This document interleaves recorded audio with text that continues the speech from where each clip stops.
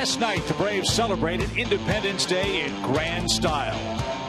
4 runs in the first powered the Braves to their 4th consecutive win. Today, it's a battle of aces as the Braves go for 5 in a row against the Phillies at Turner Field.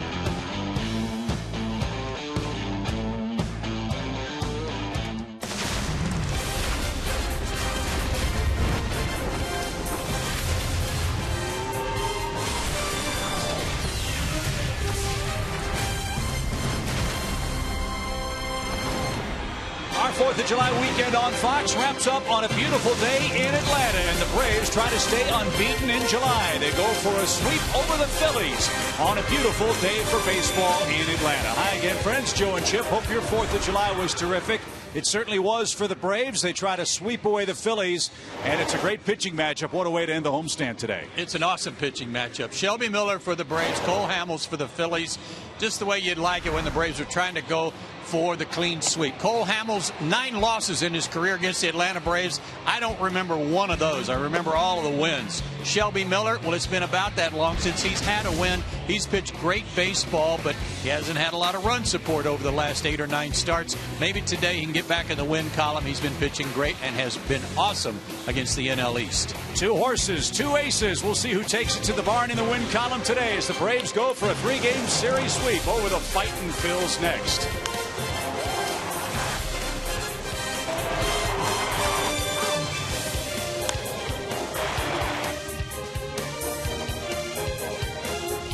Atlanta Braves baseball is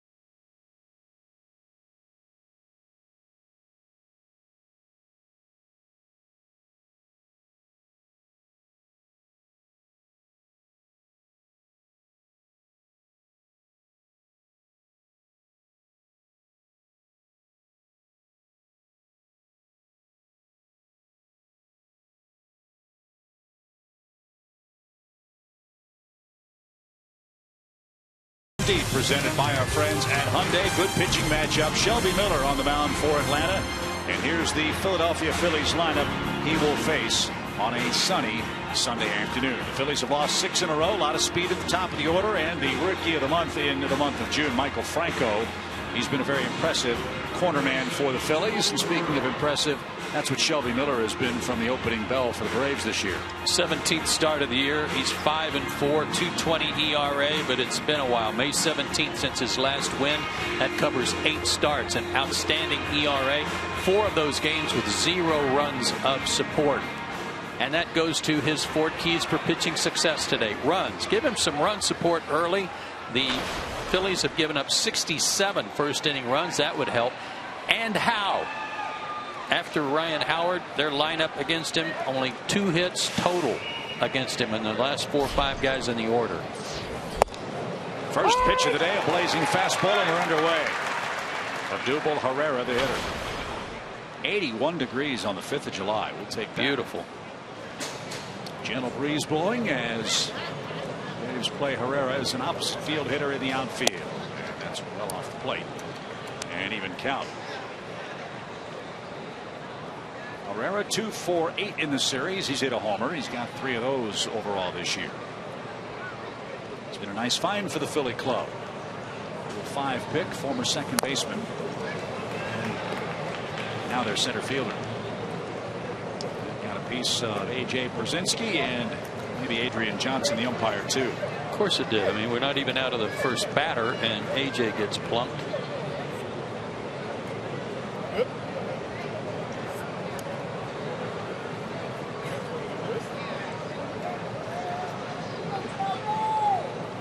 Bottom side of the left wrist for Brzezinski.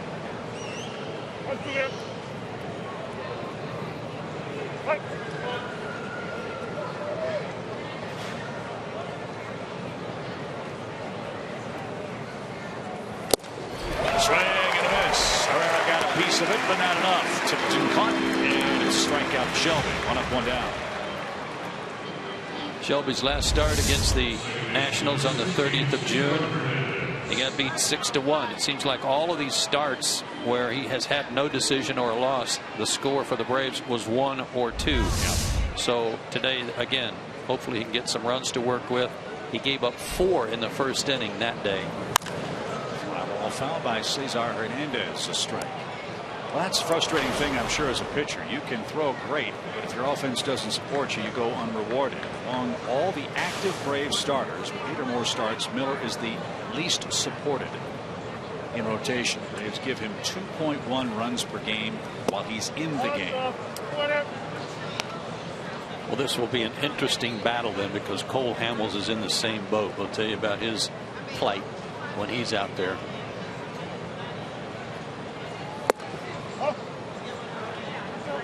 That's high to Hernandez, hottest hitter for the Phillies, riding a 9-game hitting streak. Hernandez getting to play every day with Chase Utley on the disabled list. Pete McCann, the interim manager for the Phillies, talked about his good work over the last couple of weeks, and he said it has to do, Joe, with confidence. He knows he's going to be in the lineup. He's in rhythm, and his talent's finally coming out. Full count.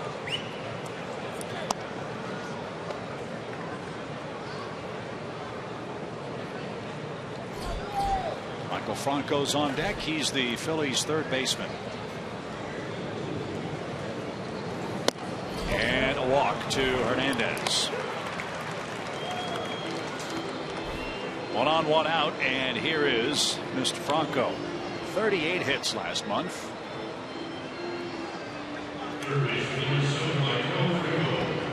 And just 22 years old. A big part of what will be an extensive rebuild for the Phillies. They have a cornerstone player for them at the hot corner, it appears, in this young man.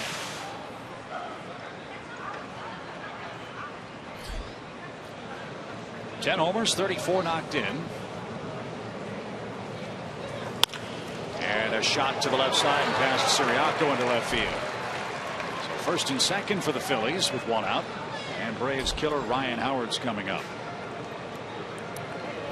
Now, when I said and how, it had to do with Ryan Howard primarily that once you get past Howard, you've got some places to go for outs. But Ryan Howard, 5 for 11 and 3 homers against Shelby Miller. Every day we're able to access game notes, some media relations clippings about not only the Braves but the opponents. The Phillies had an amazing note on Ryan Howard, who has played 1 full calendar year's worth of games against the Braves, 162 in his career. When I tell you these numbers, you'll be amazed. There's the pitch to him from Miller, and it's a strike.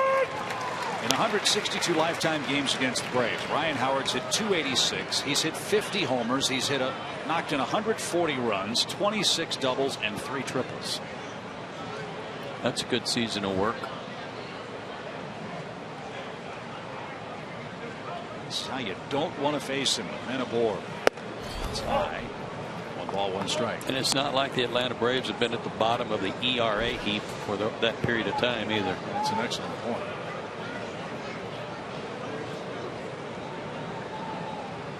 Johnny Bench has hit more homers against the Braves than Ryan Howard.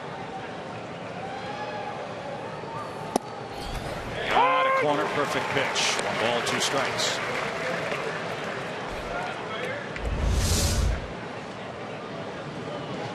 Boy, is that a beauty. Sherwin-Williams painting the corners, and he did paint that corner.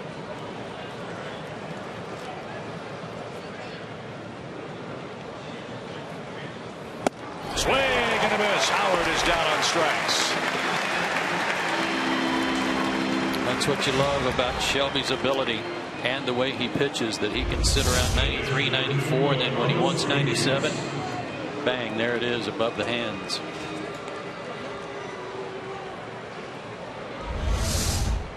So 2 on, 2 outs now for Carlos Ruiz, the Phillies catcher. Ruiz at 217, 13 RBIs. As you pointed out, so many years together, this guy hit anybody's fastball. Always a good first pitch fastball hitter, and they threw him a good breaking ball to start his day.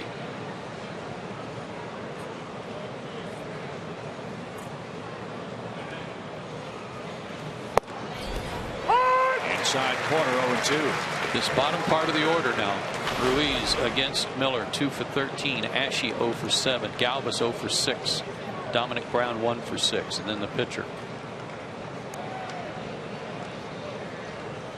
Don't let them hurt you. 0-2, 2 on. That's inside. Ball and 2 strikes.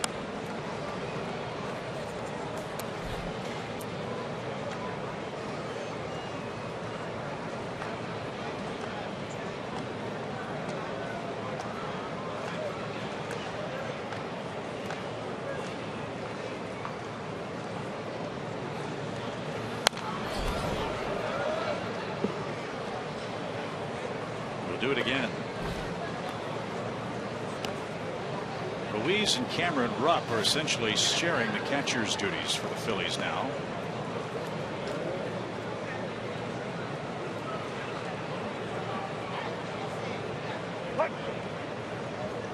Ruiz hit 6 homers last year in 110 games. 252.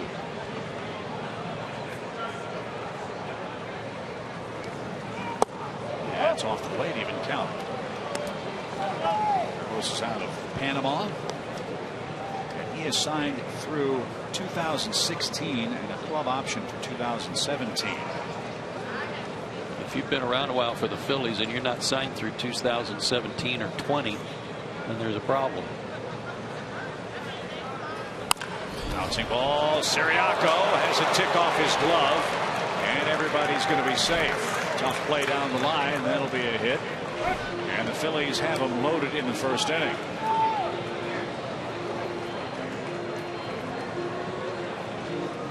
Nice play by Siriaco just to make sure that ball didn't get by him.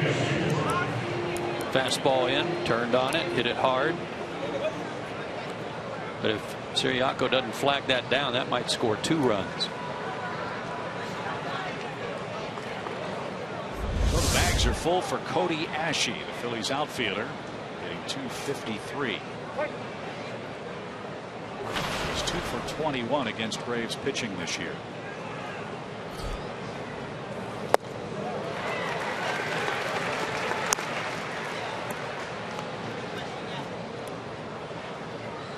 Only his second at bat of the year with the bases loaded for Philadelphia. Glove hitting .234 overall with runners in scoring position. Back, and Miller has him right where he wants him. 0-2.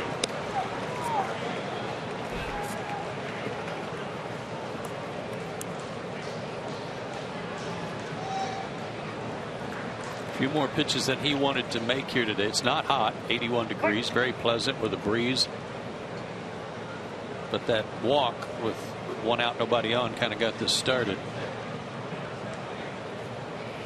Swing and a miss. Miller struck out the side, and the Phillies leave him loaded in the top of the first inning. 24 pitches for Shelby Miller. Now the Braves face Cole Hamels in the bottom of the opening inning.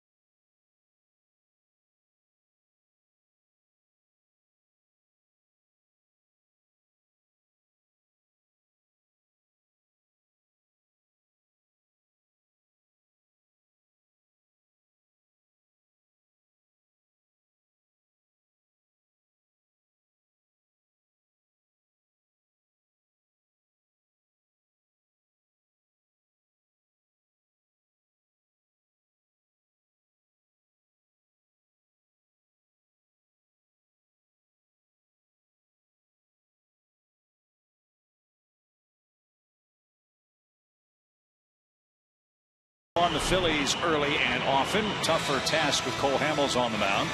But you know, Jace Peterson, Cameron Maybin, and Nick Markakis are up to the task. They lead the Braves Academy Sports and Outdoors starting lineup. Chris Johnson in there with a left-hander on the mound. And when he's right, there aren't many left-handers better than Phillies starter Cole Hamels. I love watching this guy pitch, probably because I don't have to hit off of him. But his record, his last 6 starts against the Braves, impeccable with a 1.20 ERA and just a 1.35 average against him.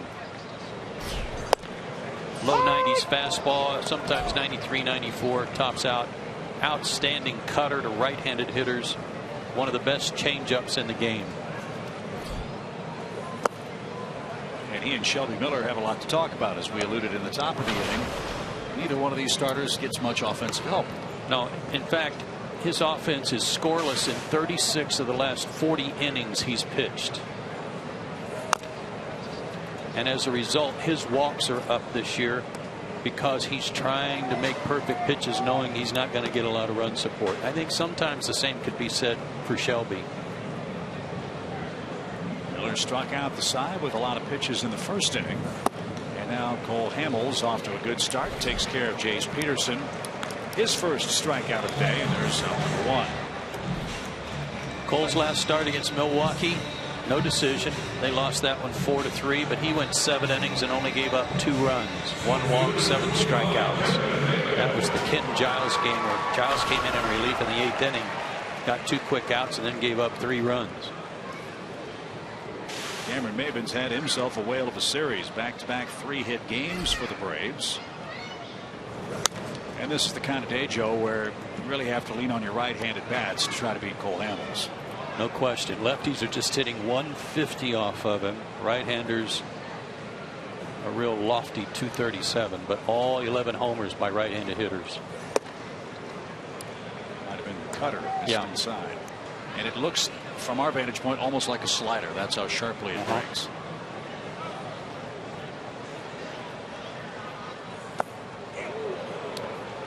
Talking to Larry Anderson, the radio broadcaster for the Phillies and former pitcher, he said one of the things about his cutter is that sometimes he throws it for a strike too much.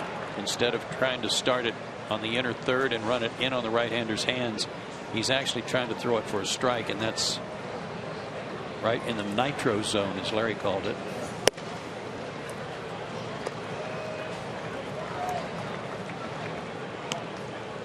Three balls into strike. Of course, every time the name of Cole Hamels comes up. This ball's bounced up the middle and through for Maeder. Base hit. The question for Cole Hamels is, how many more pitches will he throw as a Philly? That's a good question. I don't know if it's going to take somebody to step up and say, yeah, we'll take all the money, or if the Phillies are going to have to cover some of his contract. But boy, what an addition to any rotation he would be. He's at 31 years old. Sorry, Joe. He signed through 2018, $22.5 million a year. There's an option at $6 million for 2019, or buyout of the 2019 portion of the deal. And for a pitcher of his pedigree, frankly, that might be a bargain, if you can say such a thing. I know. Going rate. I mean, look at the guys that have signed free agent contracts the last couple of years. It's probably right in that vicinity. His might even be less.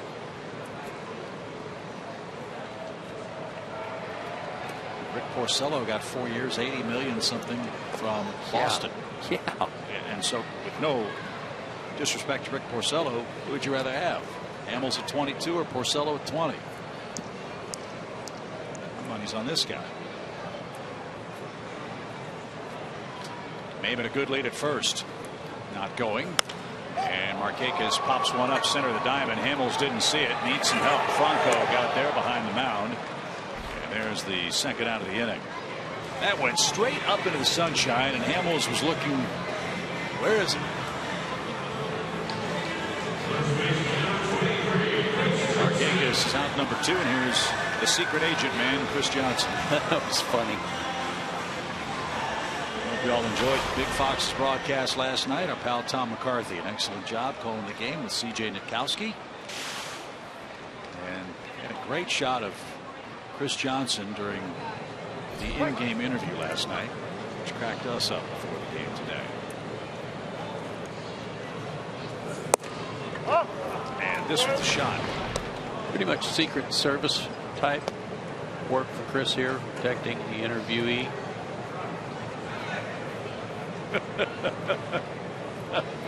That's outstanding. I saw Johnny briefly, but I forgot to ask him. If I'm Johnny, I'm kind of mad. We've been talking how he doesn't need any kind of protection from anybody. Right. Chris was there if needed. And he's needed today. This is where Chris excels, left-handed pitching. We'll see how he fares against Hamels.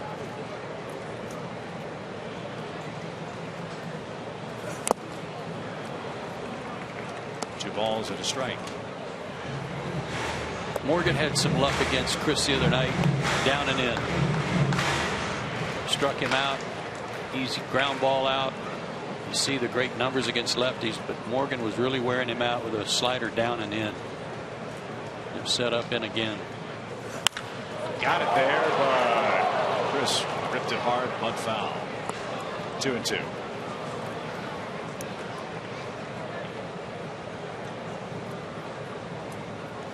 Showed Hamels he's got that spot covered if he tries to go there again. It's the only way to keep him from going back.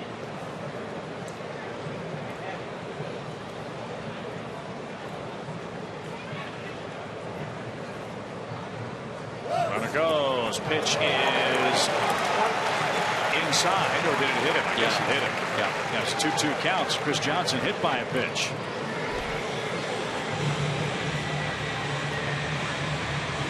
Well, he did throw that cutter for a strike. That actually was a Breaking ball. Got him on the foot somewhere. So first and second for Atlanta, and A.J. Pierzynski with a .258 average. Go to work.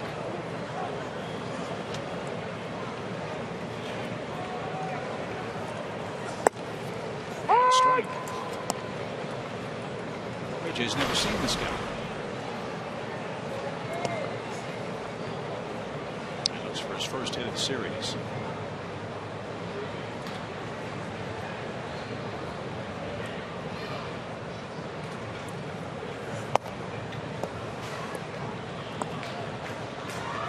Braves with runners in scoring position have been fun to watch this year. Hitting .291 as a team. AJ's at .280. And remember, they've given up 67 first inning runs. Up the middle, bouncing ball. Throw back to third, and they're going to miss Maben. Swimmers slide back to the bag, and Franco couldn't tag him.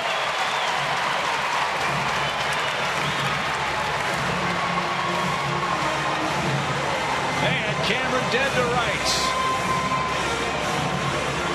And all hands are safe for the Braves, who've loaded them up. Great play by Hernandez to save a run. Cameron thought that ball was going to for sure get up the middle. It didn't. Gave him the right arm, took it away, went over the top of the glove with the left. Great move.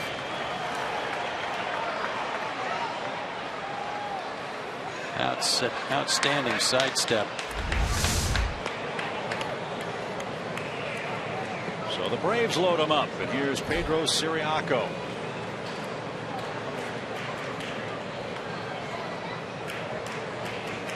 Atlanta gets a second chance to score a run, and Pedro takes a strike.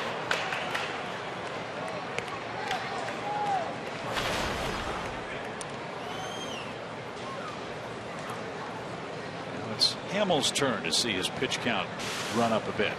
His next will be the 20th.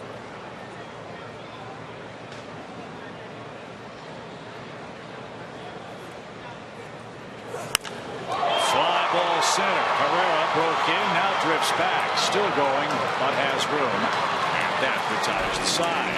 Both Braves and Phillies load the bases in the first, but neither team can break through. We go to the second, no score.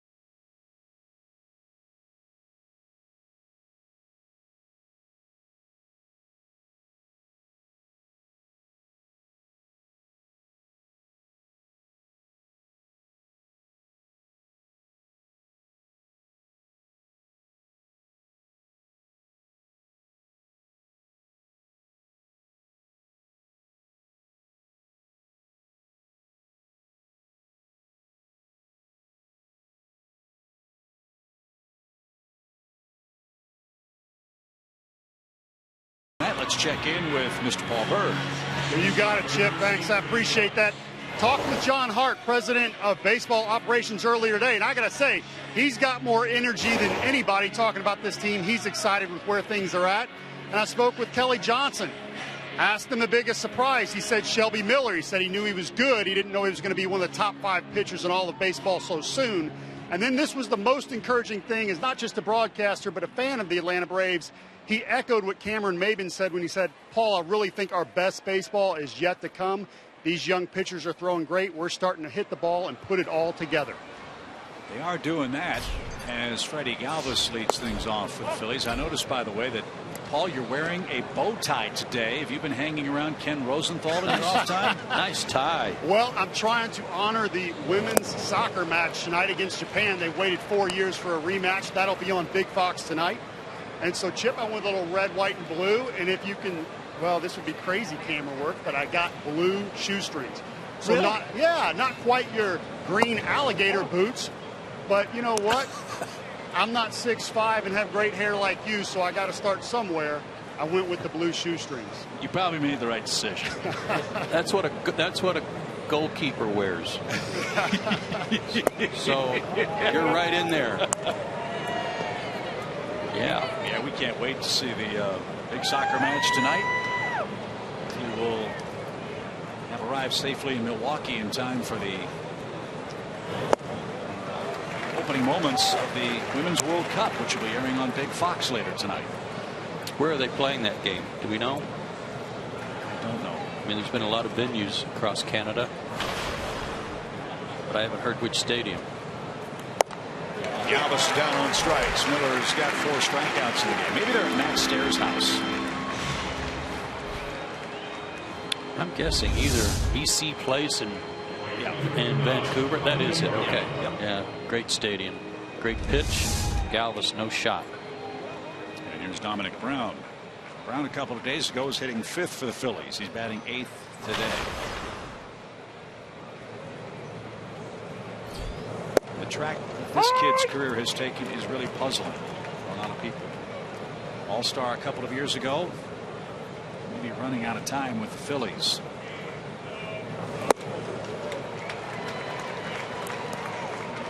Shelby's in one of those modes. He's bringing it. Love watching that. No balls, 2 strikes. That's upstairs. With Ashe playing left field, with Herrera playing center field for the most part. Brown and Francoeur have platooned in right. Right now, Ben Revere is the odd man out. Ground ball to first takes care of Brown, I beg your pardon. 2 outs. Todd Zalecki of the Philadelphia newspaper says the Phillies are trying to trade Ben Revere. He's a veteran player. The Phillies did make a trade today. They traded a minor league pitcher for the #1 overall international draft slot last year. So the Phillies are doing what the Braves have been doing all week. It's acquiring dollars to bolster their international scouting situation. Well, that #1 slot ought to be worth a lot of money. And factoring in what kind of pool money they're going to have after this season. Right. So it's for next year? It's for next year. I see. Which they can add it to the slot money they're allotted this year. And of course, the team with the worst record gets the most money to spend. And Phillies with 27 wins have 7 fewer than the next worst team, the Rockies, out of the way by Hamels. We'll see the Rockies after our visit to Milwaukee. Brewers are in Cincinnati, and they scored in the first inning again today, I believe. They're up 2-0 over the Reds. The game's in the 3rd. They are red hot. Hamels is down on strikes. Miller has 6 outs, 5 of them via strikeout. Perfect inning for him. He's due up 3rd in the 2nd as well. No score.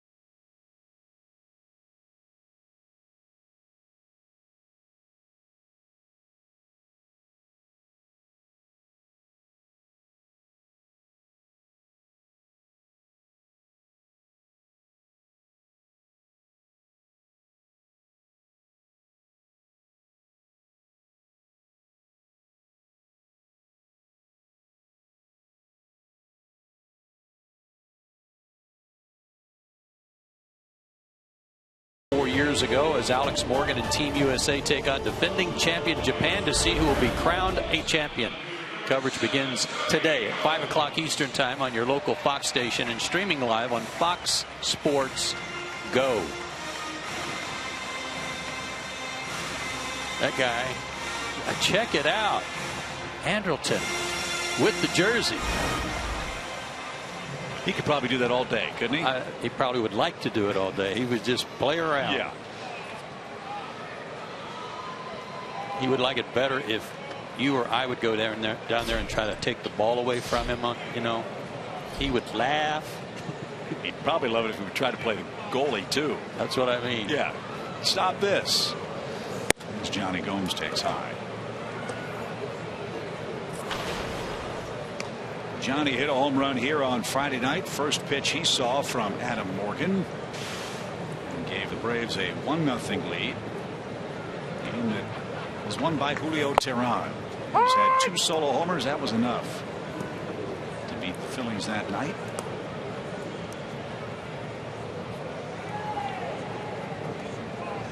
Morgan was a youngster. Hamels a playoff tested veteran. 2 balls and a strike. Andrelton told our producer today, Gretchen Caney, that he does a lot of that juggling during the wintertime to keep his feet quick. Really? Does it all winter long.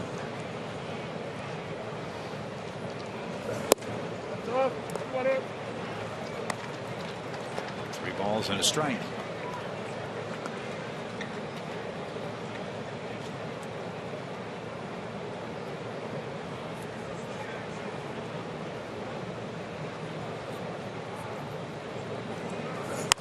There's a bullet by Gomes into the left field corner.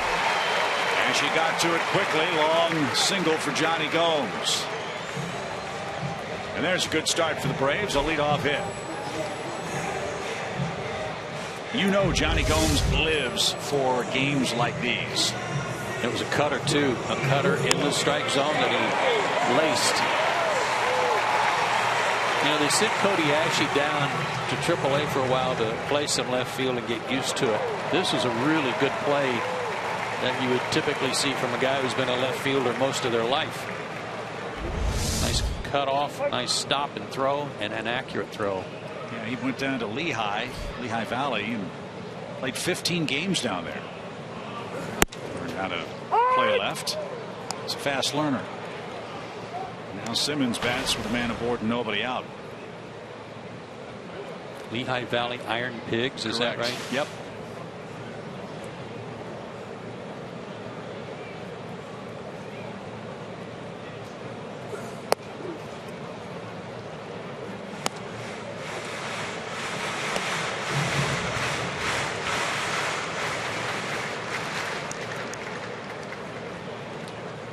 Simmons fans are hoping he can chase Johnny Gomes around here. Shelby Miller, the Braves pitcher, on deck. No score.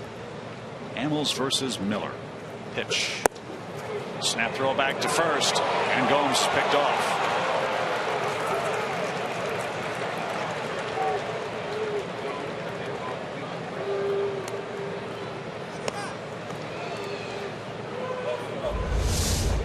Ruiz still quick with that release. Johnny caught leaning.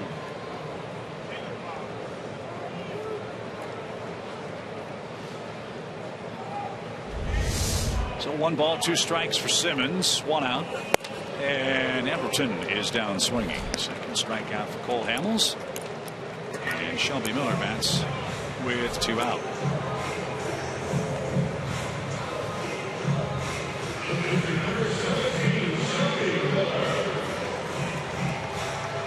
Always had a nice plus for the pitcher when you give up a leadoff hit and your defense picks you up, takes that guy off the bases.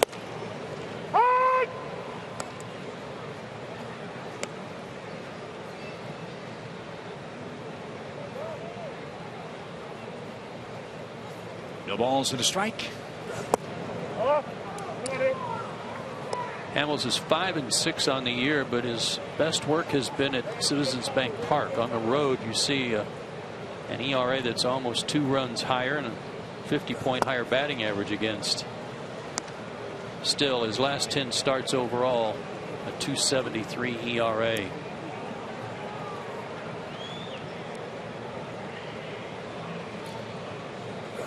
Phillies had a scare a couple of weeks ago with Hamels. He had a slight hamstring issue that caused him to miss the start. He had some fun with everybody, though. Cleared out his locker. Everybody's thinking, uh-oh, it's the phantom injury. They've traded him. That wasn't the case, obviously. He was just having some fun with the media and the rest of his teammates. But like Johnny Cueto, everybody in baseball think, okay, if Hamels is available, we got to make sure he's healthy. Cueto's elbow apparently is sound. Nothing wrong with Hamels' hamstring or arm today. 2 balls, 2 strikes. And a fly ball toward Herrera in center. And he will get there to retire inside. Leadoff hit and a pickoff. Nothing doing for the Braves in the second. Top of the order coming up for the Phillies to score this game.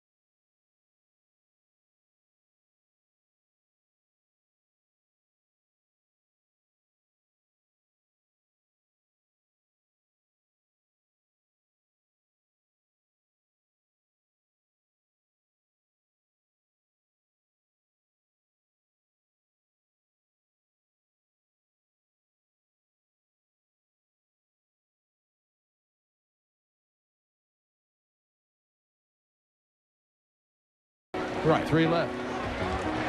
It'll be an 0-2 pitch.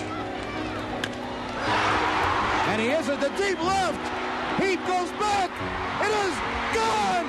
Holy cow. Oh, my goodness. I don't believe it. I don't believe it. Rick Kemp.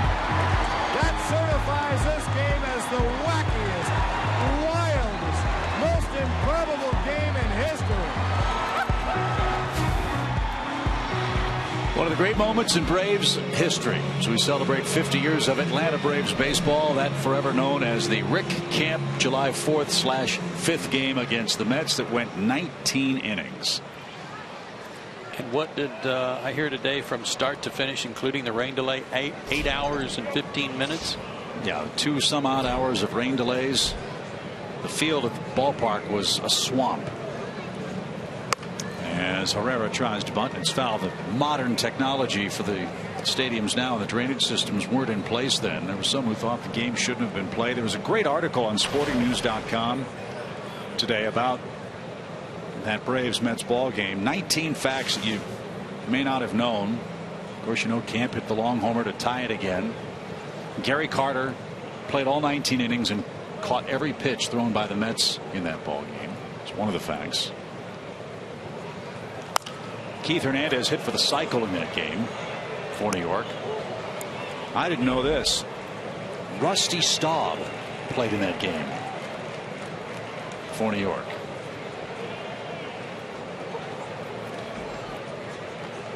I think Hernandez hit for the cycle and had like 10 at bats, didn't he? Something like that. Some crazy number.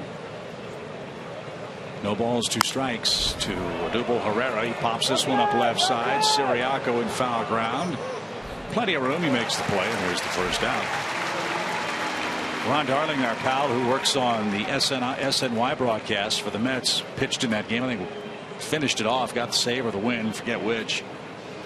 He said it was just utter exhaustion. It was like a camp, kids camp after the game. You walked into the visitors' locker room at the old ballpark, nothing but beer cans and Chick-fil-A wrappers as far as the eye could see. And John Holland, clubhouse manager for the visitors at the time, notes that Roger McDowell pitched in that game. And John said in this story that Roger McDowell ate 7 cheeseburgers after that 2/3 inning stint. That's what the story says. And to quote the writer of the article, apparently that 2/3 of an inning stint set Roger's metabolism on fire for the New York Ball Club. Yes, 10 at bats for Keith Hernandez. And of course, the sidebar to the story was the fireworks were shot off at 2, 3 o'clock in the morning. People in the neighborhood thought the Russians had invaded, didn't know what was going on. As Hernandez bats with a 1-2 count. And my dad actually had the guts to say to his wife Paula when he got home, "I promise I was at the ballpark." He rode into the house at 6:30 in the morning. And he said it was the one time I actually told the truth. How to play foul. 2 balls, 2 strikes.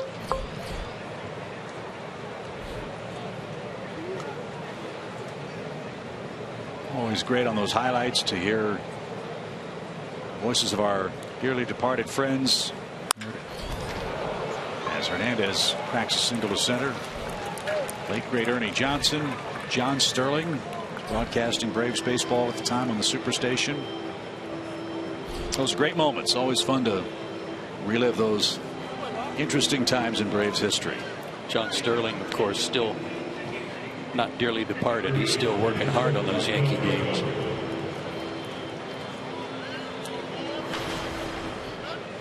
Here's Franco, first inning single.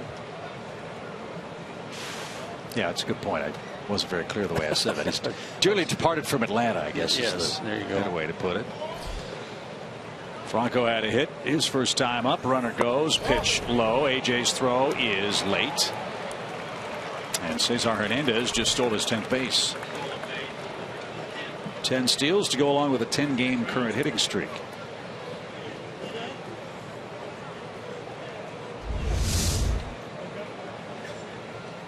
Good first step.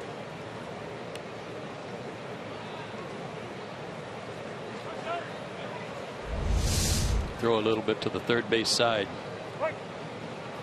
Big sequence here. Don't want to fall behind Cole Hamels if you can avoid it. Runner at second, 1 out.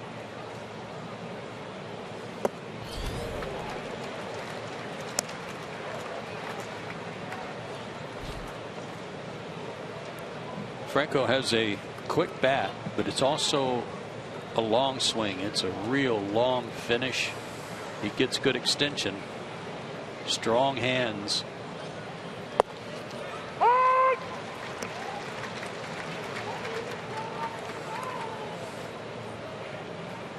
But like Bryce Harper, he's not trying to go to right field or the opposite field too often.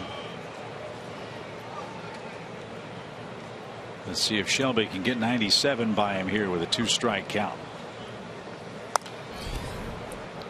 One better than that. That was 98, and he fouled it away. Told you Friday that Franco debuted against the Braves in September of last year. Had a sacrifice fly for his first big league RBI. Most of his playing time last year came at third base. He also spelled Ryan Howard a time or two at first.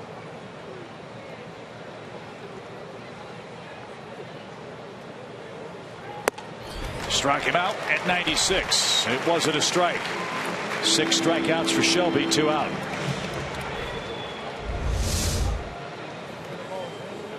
Above his hands, no chance.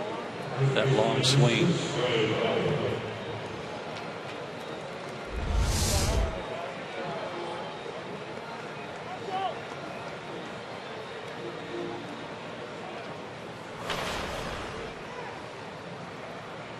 .97 miles an hour. Retired Ryan Howard in the first inning.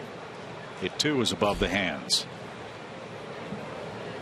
Shift on. And a swing and a miss. AJ thought about a throwback to second.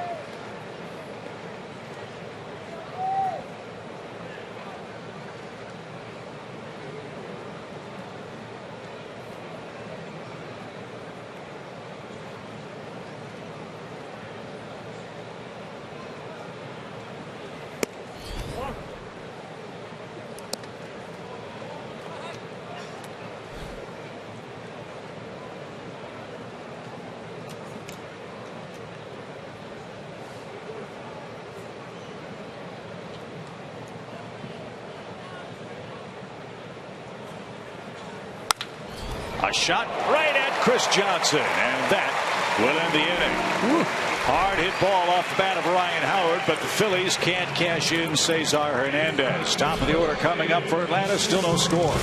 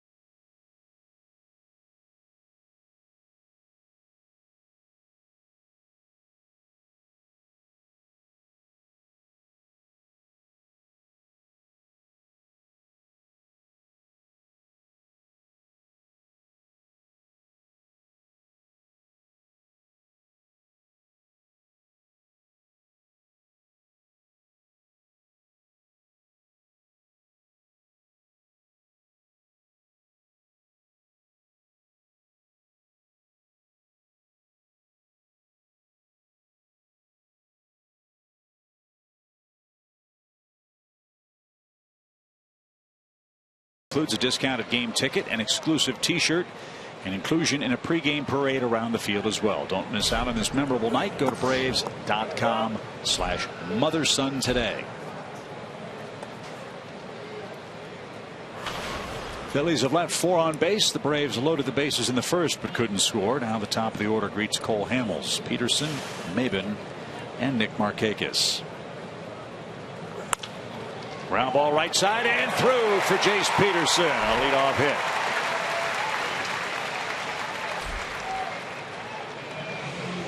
Well, the top 2 hitters for the Braves have been a dynamic duo, and Cameron Maben already with a hit today is our Georgia Lottery hitting the jackpot. This season against the Phillies, Cameron at the top of the Braves list there at 391. He's added to that today with his base hit. Also, a name not on there, but not active, Freddie Freeman, also at 391 against the Phillies.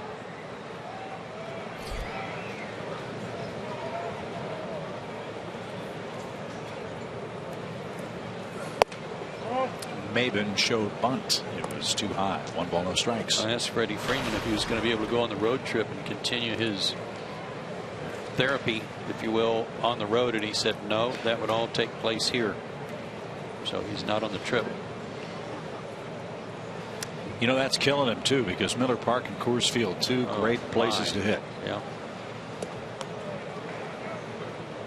Did he tell you how the wrist was feeling? If you're Freddie Freeman, they're all good places. Well, that's a good point. And that's, yeah, you know what? You're right.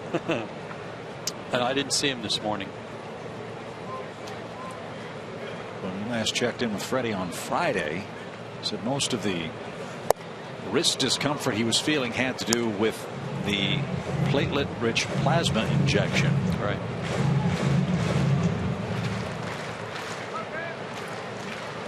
That was a terrific changeup from Hamels as they try to figure out something on Maben that might work. 7 for 10 in the series.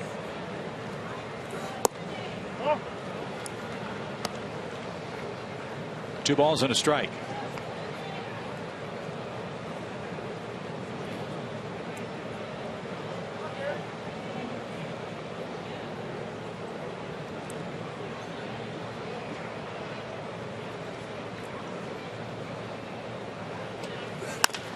Bouncing ball out to second. Might be 2. It is 2. Boy, Cole Hamels looked to really alter his delivery. He held that right leg up there just a split second longer and got the ground ball to second for the double play.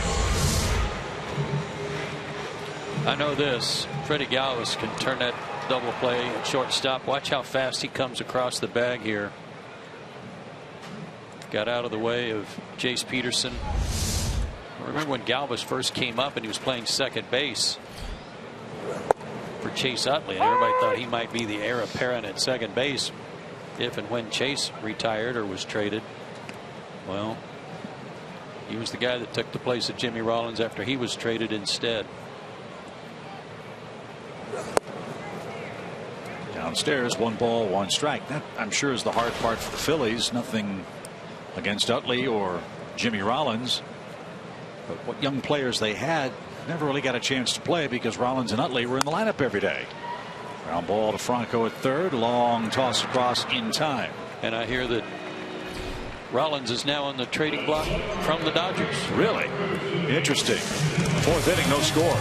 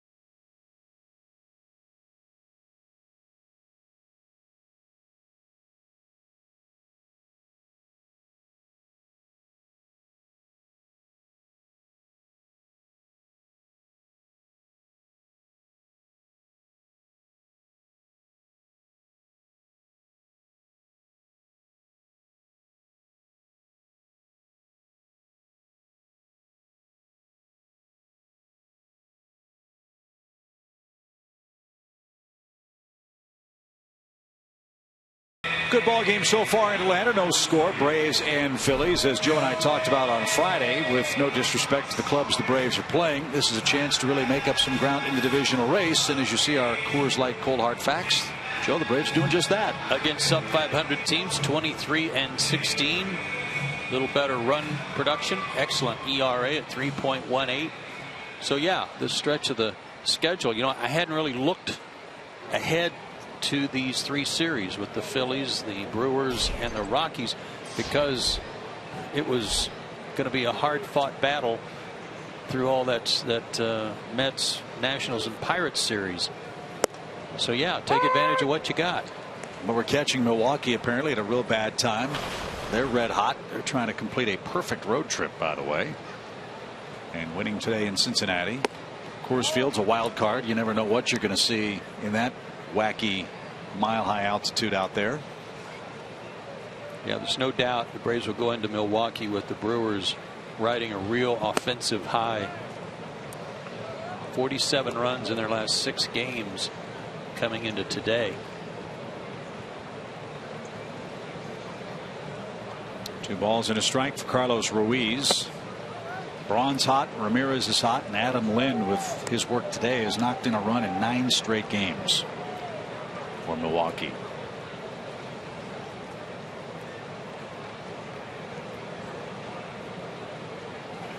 And Ruiz walks to start the 4th inning. So after our game, here's the road ahead for the Braves. 3 in Milwaukee. Again, their last 7 games, they're undefeated, averaging almost 7.5 runs per game, and they've got 3 on the board already today. And then to Colorado.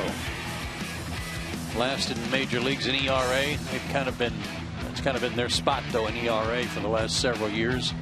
and only 7 wins out of their last 22. Seems like it's always a slugfest when you go to Coors Field. Leadoff walk for the Phillies catcher. That brings up Cody Ashe, who struck out his first time, and this one's popped up center of the diamond. Who wants it? AJ does. He's got it. 1 out. And Freddie Galvis, the batter.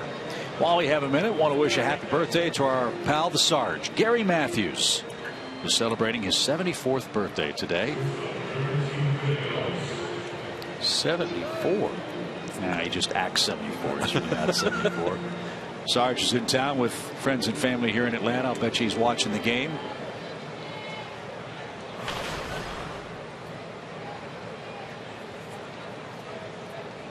Probably had a cookout yesterday with brother Henry.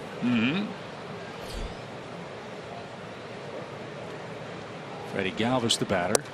Did you know that Gary Matthews Jr. once got Ted Turner suspended? Gary Matthews? Yep. Gary Matthews Jr. Gary Matthews. I mean, it's not Gary Matthews Jr. Gary Matthews. Yeah, I'm thinking. See, I'm going back to my Cubs days because Jr. played with the Cubs. And Gary Matthews Sr. once got Ted Turner suspended. He was a Giant. Ted Turner wanted to sign him.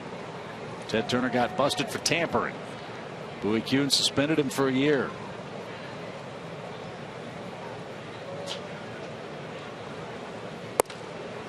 Ted Turner, in one of his classic responses, said, well, at least he didn't have me shot for breaking the tampering rules. Sarge ended up coming to Atlanta and playing for the Braves and did good work here. 1 ball, 1 strike for Freddie Galvis. And a shot to right field. A base hit. Ruiz will stop at second. 2 on, 1 out. The bottom part of the order giving Shelby Miller some 4th inning trouble.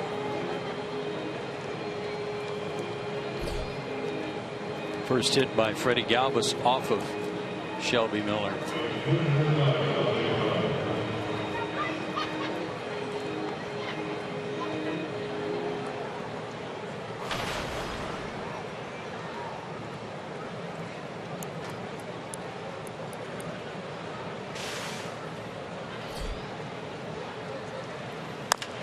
Dominic Brown, short hop to first. Chris Johnson at the bag makes the play. Runners move up to second and third with 2 outs. And Cole Hamels will try to help himself. No chance for a double play. Either way Chris plays this. If he waits and plays back for the better hop, it takes too long to get to him and they can't turn it. So this is like that play at third base where they've got to charge or get eaten up by the in-between hop. Nice play by Chris.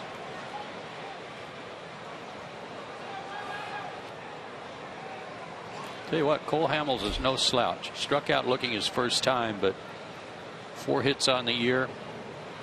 He's had some decent averages in past years.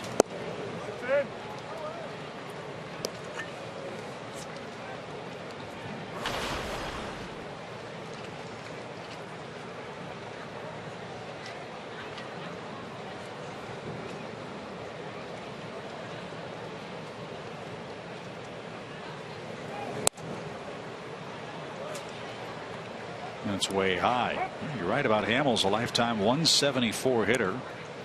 He hit .210 last year.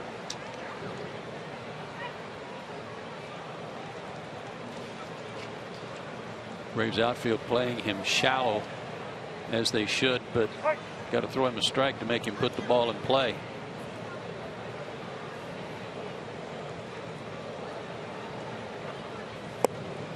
And he didn't.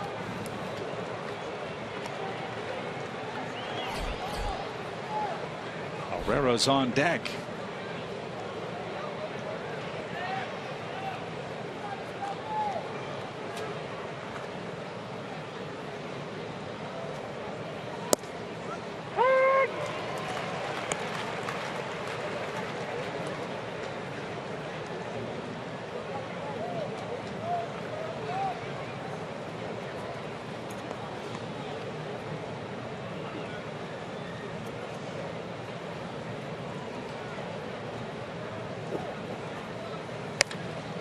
Little pop out towards second. Jace Peterson behind the bag makes the play, and Miller's out of fourth inning trouble. We salute the Sarge. Gary Matthews, scoreless game, middle of the fourth.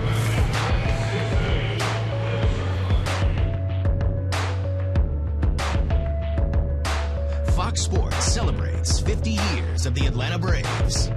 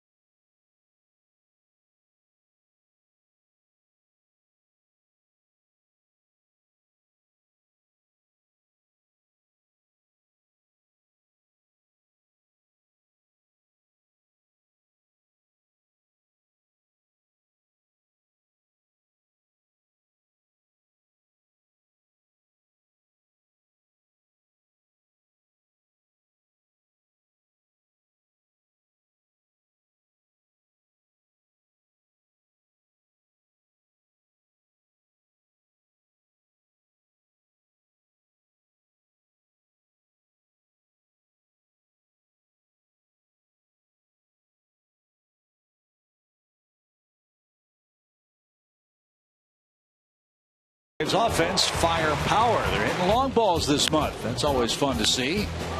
Braves offense in high gear in the month of July, and that's the subject of today's Lowe's Never Stop Improving feature. Good work at home by the Atlanta Braves. Their last 8 home games are 7-1. Not a ton of runs, 3.4, but they're getting some clutch hitting. 6 homers. Boy, that instant offense always helps, but man, oh man, has the pitching really come on. As Paul Bird was talking about some of the quotes from some of the players, the way some of these young pitchers are beginning to pitch and the way the bullpen has come together, it's fun to watch. Braves have far and away had the most starts by pitchers 25 years of age or younger in Major League Baseball. Far and away.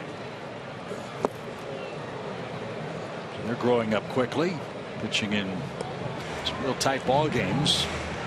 As that graphic showed you of late, doing very, very good work. Atlanta looking for its first run today. We're in the 4th inning. No score. Chris Johnson, A.J. Przinsky, and Pedro Siriaco facing Cole Hamels.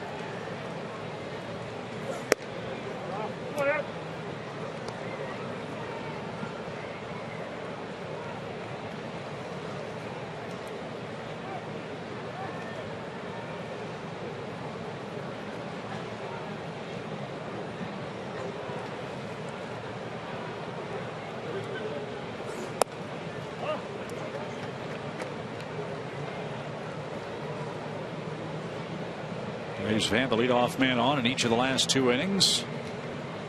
They haven't been able to do anything with it yet. And now a full count.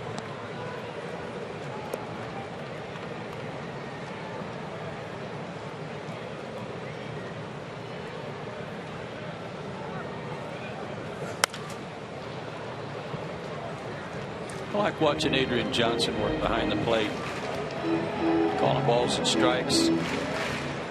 Gives you a quick call on the strikes. He lets you know when it's a ball. He says something. Got everybody moving.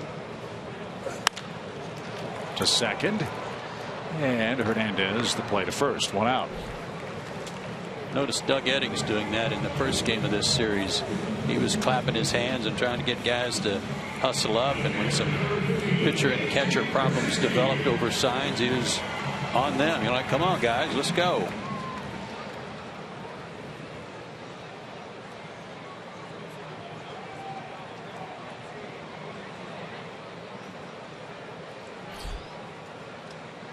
Adrian's 40 years young, out of Houston, Texas. As A.J. Przinsky bats and looks outside. A couple of years ago, July 2nd, Adrian had a memorable game. He was the plate umpire for Homer Bailey's no-hitter against the Giants.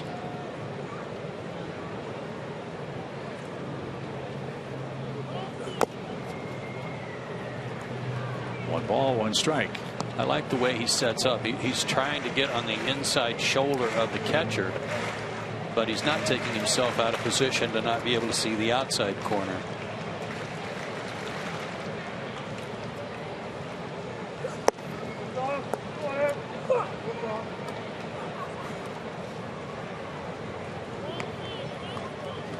Sorry about that. That was not the umpire. 2 balls and a strike. No swing. 3-1 for A.J.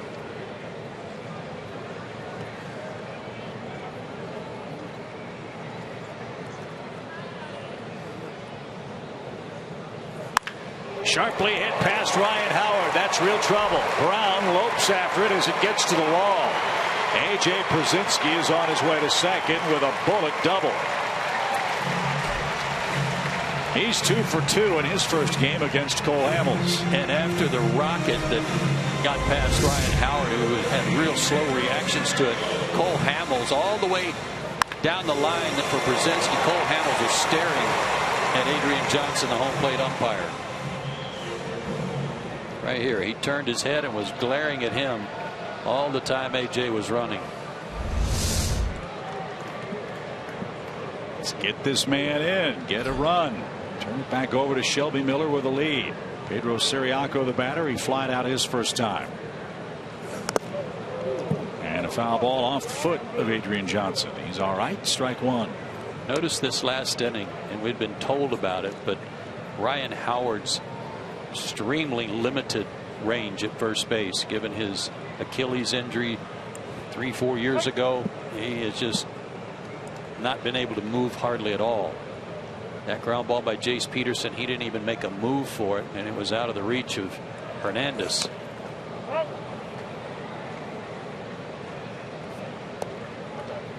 No balls, 2 strikes. It's not an open secret, but no secret that the Phillies would love to move Ryan Howard. But he has a prohibitive contract, and as Joe said, it would almost have to be an American League club because of his obvious defensive limitations right now. And that's a shame. In this regard, Ryan Howard, before the Achilles, was state of the art at first base. 0-2 count. And Ciriaco's down swinging. 3 pitches retires him. Przinsky at second, 2 outs, and Johnny Gomes is up.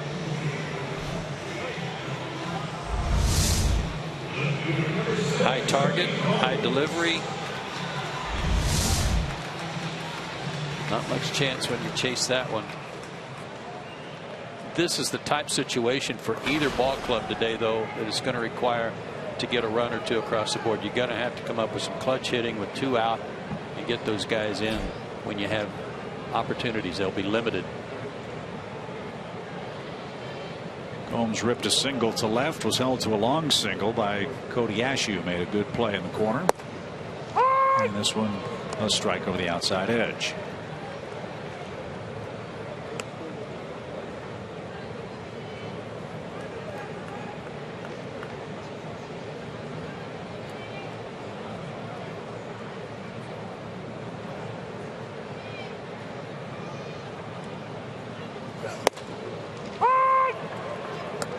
Oh, and 2.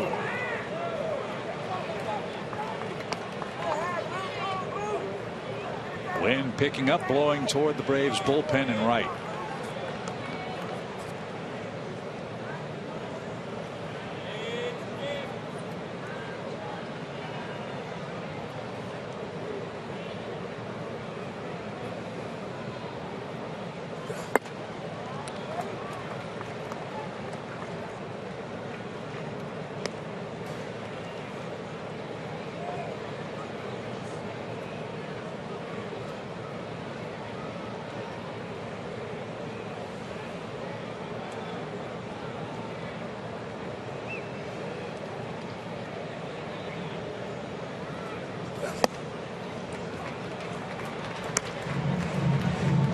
From 0-2 to an even count now.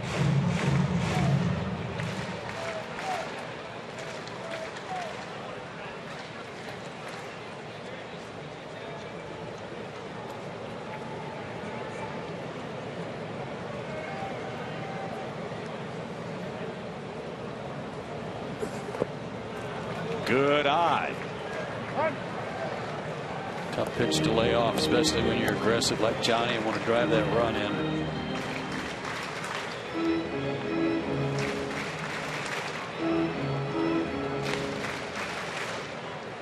Can't believe with his arsenal of weapons that Hamels would give in and throw him a fastball here with a base open.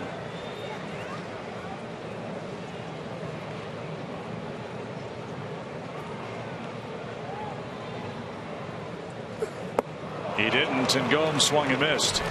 Hamels strikes out the last 2 men after the A.J. Pierzynski double, and the scoreless duel heads to the 5th.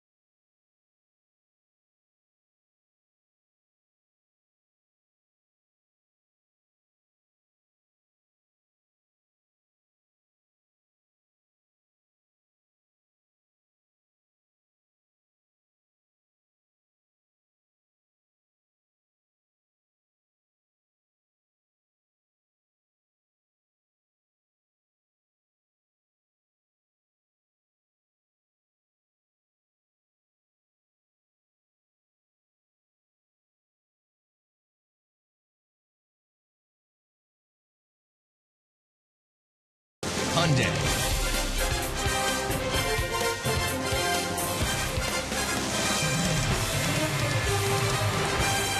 Smooth ride here at the ballpark, the Hyundai Genesis. And hope all of Braves country has a safe ride home from what's been a terrific ball game today. No score as this game heads to the 5th. It's been a great weekend. There was a little rain yesterday early in the day, but it went away. Hope everybody enjoyed their holiday. But the temperatures, golly, can't beat it. First pitch in Atlanta on July the 5th, 81 degrees today. Right, awesome weather. Now let's see if Atlanta can finish the sweep. Shelby Miller pitching into the 5th inning for Atlanta, has 6 strikeouts. A couple of walks allowed by the Braves right-hander and 4 hits.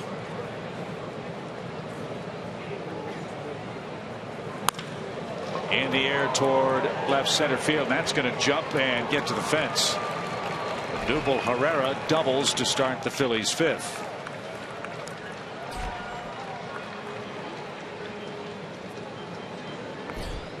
Just before he hit that, I was about to say, I think you'll see both teams playing for 1 run at this stage of the ball game now. And certainly with a leadoff double, you would expect Hernandez to try to get him over to third, even with the bunt, as crucial as 1 run would be right now.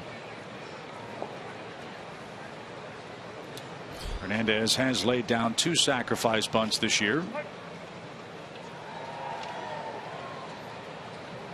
As we mentioned, he is their hottest hitter. A 10-game hitting streak extended in the 3rd with a single. He's also stolen a bag.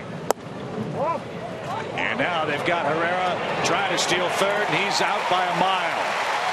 He broke too far off the second base bag, and he runs himself into the first out. Thank you very much. My, oh my. When you're a last place ball club and you've only won 8 of your last 38, therein lies some of the problem.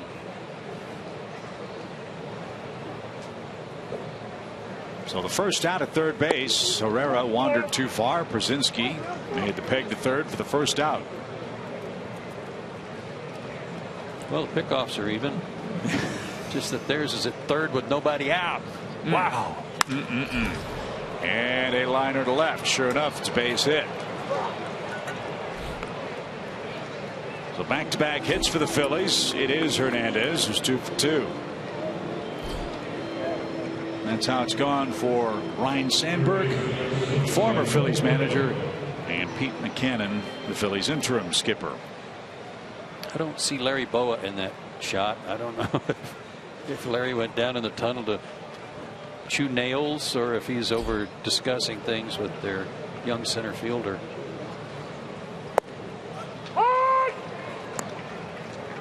There's Larry. He might lead the league in head shakes this year. He probably had to go find a little spot for himself just so he didn't have to watch.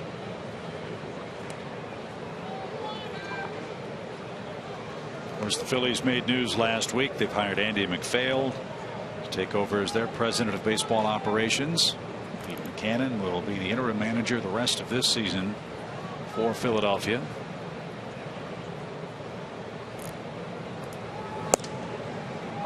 A strike inside corner. Franco didn't think so. It's 0-2.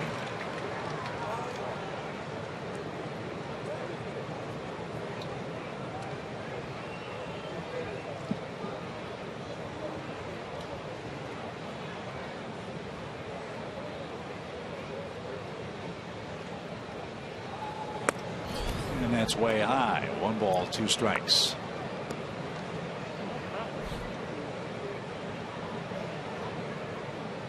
If you're looking for glimmers of hope for the Phillies, as we saw Friday night, 7 of their 8 starters were 27 years of age or younger. The exception, of course, was Ryan Howard. I don't know whether they'll be good enough to be everyday players the next 3, 4, 5 years collectively remains to be seen, but they're not totally bereft of young talent on the Phillies ball club. Franco a big part of it. He's just 22. 1 ball, 2 strikes. Swing and a miss. Blew him away at 95. Franco has struck out twice. Gives Shelby 7 in the game. 2 out.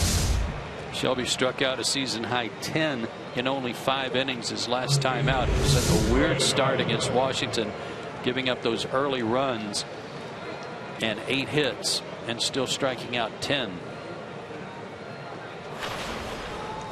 I don't know if their talent will measure up myself. All I know is if you just give you 1 day off and you come back with words like bereft and stuff, it sets me back a little.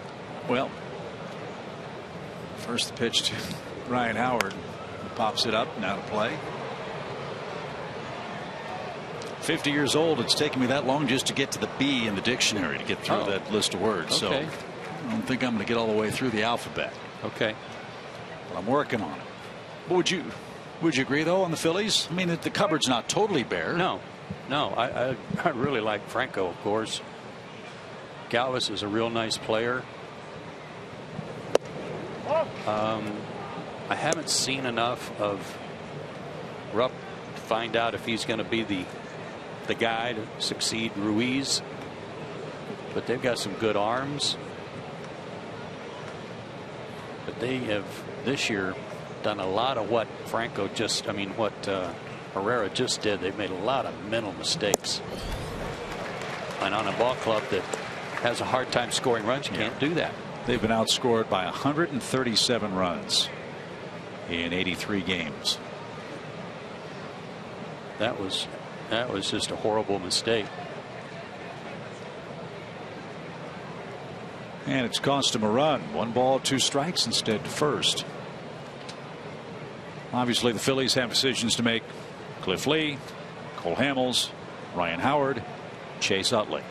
The 4 big ones. No matter what their talent level right now is, that's hanging over the whole organization. That's a heavy weight.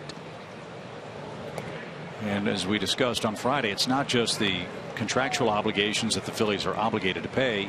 Even if they buy guys out, they're going to be spending tens of millions of dollars.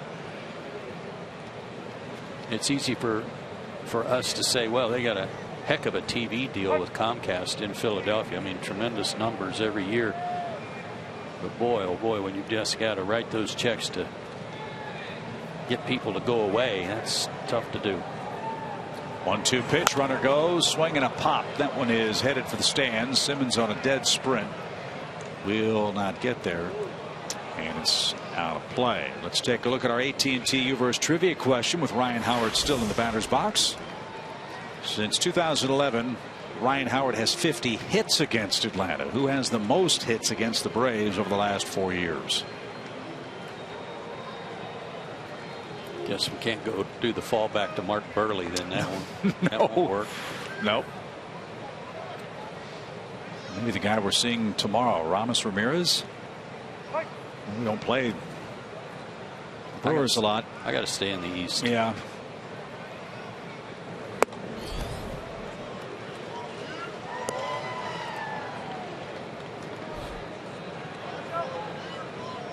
We've had this question before too. Well, it's somebody that I think we always go, yeah, just tell him what's coming. Can't get him out. Who is that guy? Daniel Murphy for the Mets. Good thought. 2-2. Back to screen and foul. And you can make a case. Rendon seems gets 50 hits a year against the Braves, but he hadn't been around long enough, obviously. No, Span neither. Nope. Utley hurt a lot. David Wright's always a fallback. He's hurt. He hasn't even begun running yet for the Mets. That's a shame. Runner goes again, and that was a ball low.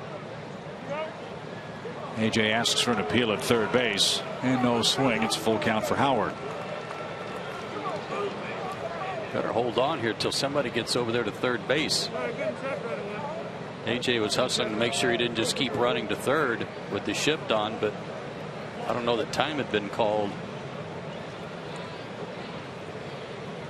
Andrelton's got to play it closer to third base. Siriaco's the rover in right. Jace Peterson almost right behind the second base bag, and now the payoff pitch is cut on and missed. Ryan Howard strikes out for a second time. That's 8 strikeouts for Shelby Miller, and he's due second for the Braves in a scoreless 5th inning.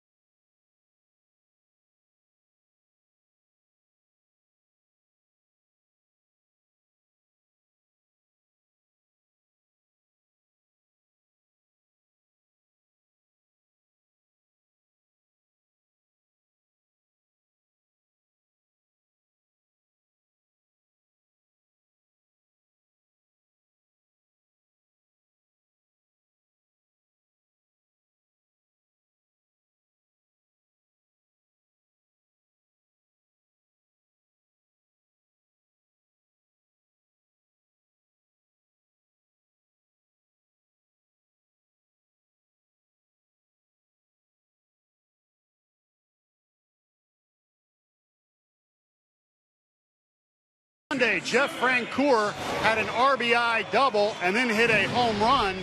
But we don't want to talk about that. We want to talk about Bernard Spahn's double off the right field wall, where the former Gold Glover just simply had trouble getting the ball back in. That night, actually, my wife and I were sitting in bed, and she watched it over 20 times, belly laughing right in front of me. But the scary part was that right the third time I went to pick it up and finally threw it in, I saw him starting to get to third. I'm like, if I don't get this one in, he's going all the way, and that would have been completely embarrassing. So we got to point out how funny that is with his wife Katie making fun of him, and then when you see the play. Line of the day, Frenchie said, was this: you score that in your scorebooks 9-9-9-3, which, as a former pitcher who keeps a chart, I have officially never written in 25 years. Hilarious. That's great. I love that replay, Paul, because you can see Jeff laughing as the play unfolds, as if, of course, this is going to happen to Jeff Francoeur, right? Fly ball straightaway center. Simmons will be retired by Herrera. And there's the first out. We were talking with Matt Stairs of the Phillies broadcast team about that play, and he had a perfect description for how the ball slipped out of Jeff Francoeur's hand. Bar of soap. That's what it looked like.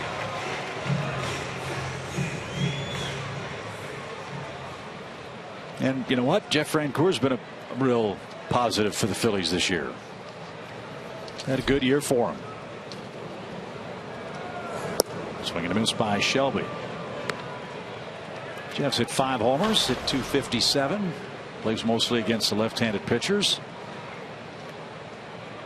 And he might be an attractive trade candidate for a club down the stretch. Yeah, you mentioned Revere. I wanted to say at that point, what about Francoeur?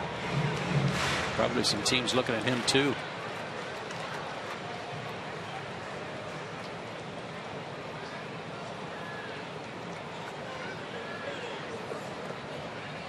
Same old though for Shelby Miller and for Cole Hamels. So for Hamels now, 41 of his last 45 innings, his team has been scoreless.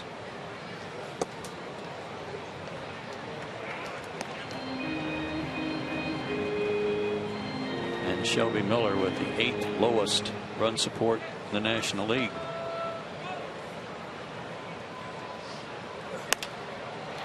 Popped up.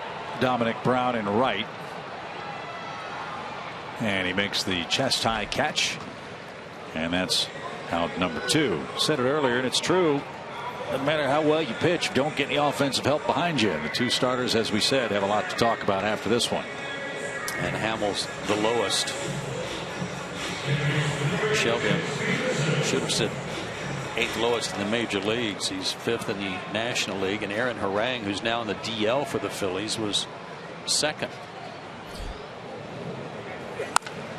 First pitch swing by Jace Peterson. Herrera another chance. And Hamels has a very easy bottom of the 5th inning. Carlos Ruiz leads off the 6th. Still no score on Sunday.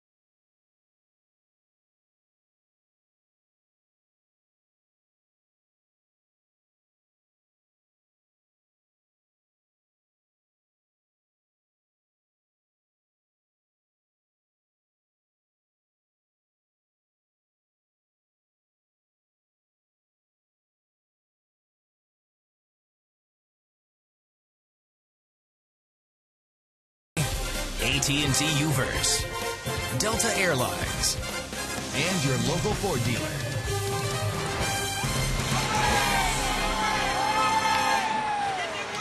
Braves are trying to chop down the Phillies for a third consecutive game here in Atlanta. Sweeps on the road are something the Philadelphians are familiar with. They have been swept 7 times this year, including 4 of their last 5 road series. Goodness. Well, they're 9-31 on the road. 9. They won 9. That's a lot of unhappy flights. Woo.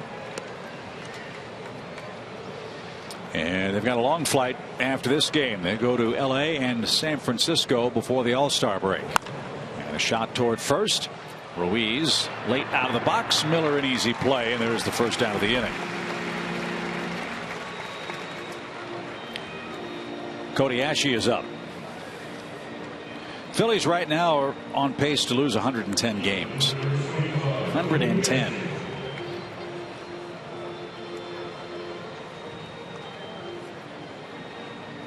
.111 is their franchise record. And if they do trade Howard, and if they do trade Hamels, and they don't get a whole lot of major league ready talent back, might be an even rougher second half for the Phillies ball club.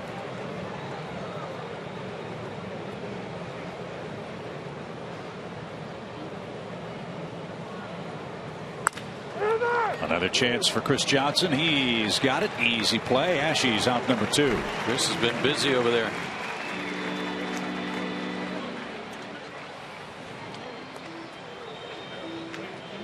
I don't know if that's his real name. I mean, he's pretty much, you know, secret agent. It's an alias. Yeah. Right.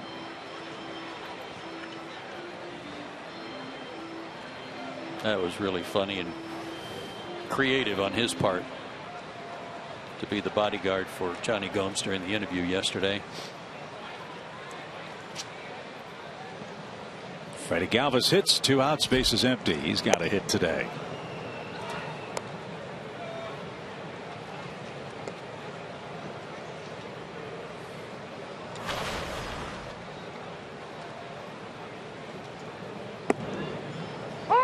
Right there, 1 ball, 1 strike.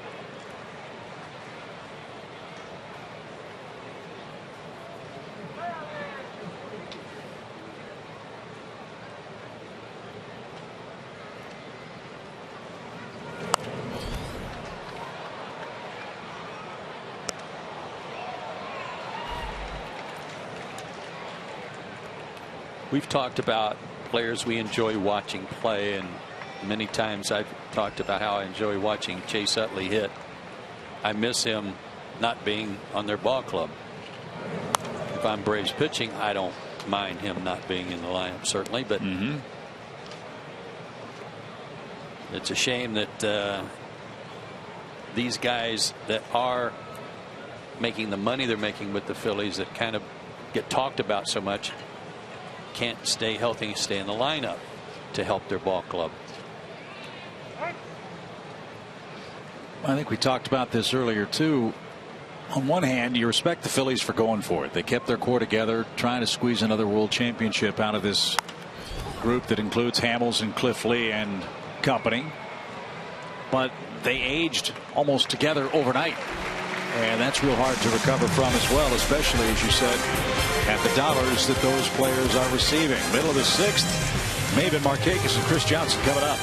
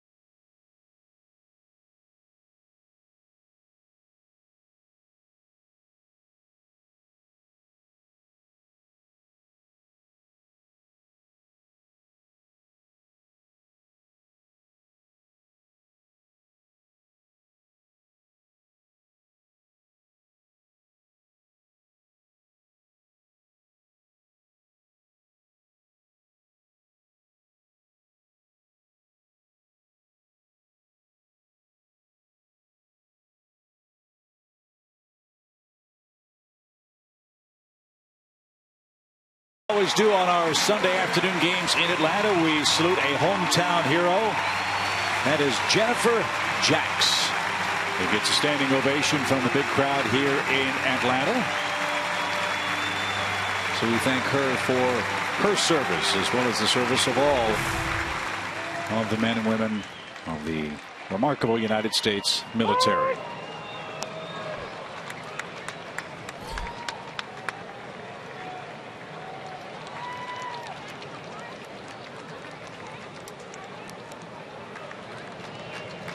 Cameron Maybin leads off for the Braves. And a strike. And in honor of this 4th of July weekend, Fox Sports proudly supports Folds of Honor and its mission of providing educational scholarships to families of military members who've been killed or disabled while serving our nation. For more information, visit foxsportssupports.com. And Maybin is out number 1. 5 strikeouts for Hamels, and like Shelby, he's getting better as the game goes on too.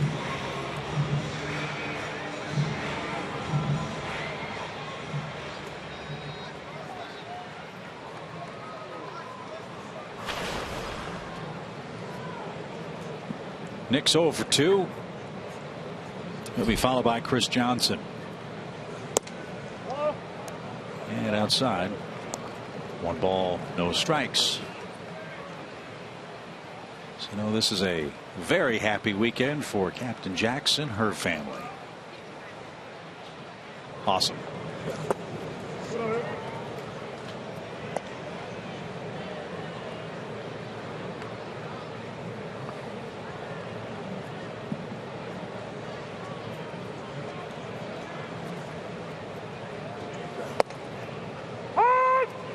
Two and 1.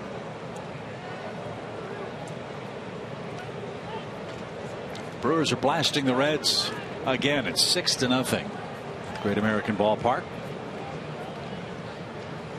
Trying to wrap up a perfect road trip. Road trip in which they've had 10 or more hits in every single game. And I don't know if Carlos Gomez is playing today because he got hit by a pitch and has a bad hand. He's not. It's outside. Well, Ryan Braun said, you know what? We're still playing for something. They start play 10 games out of the second wild card. A lot of time left.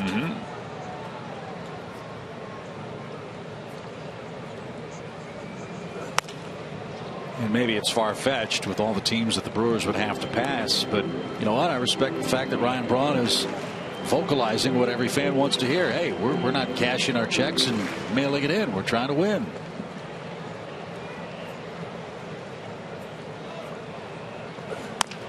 Bouncer towards second, in between Hop. Hernandez got it. 2 outs.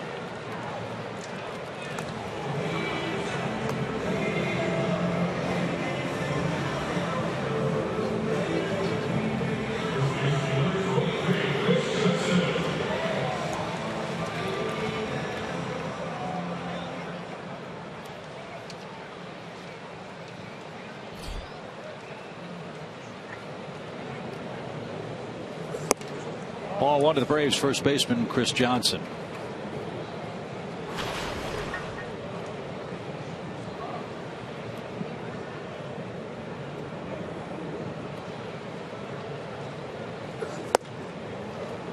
Good cut. He has mixed all of his pitches well. He's still using his cutter and slider to right-handers.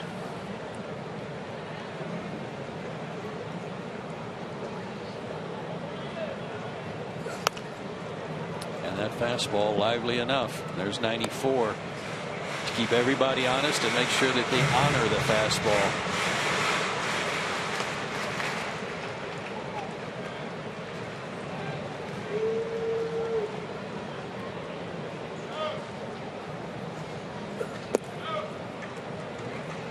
Once in a while on the changeup, as he did there, he will change his delivery a little bit, kind of.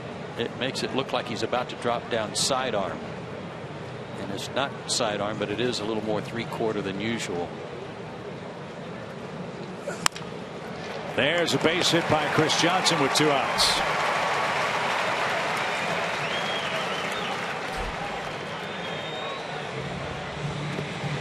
Good discipline to lay off the changeup. And he got a fastball.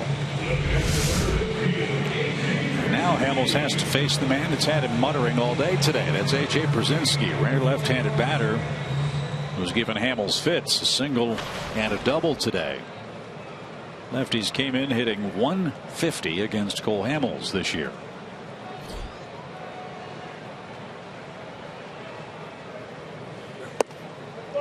Chase Peterson also has a hit against Hamels today. And did you know that not one lefty's hit a homer off of him all year long? I did not. Not one. Really? No. Not a one.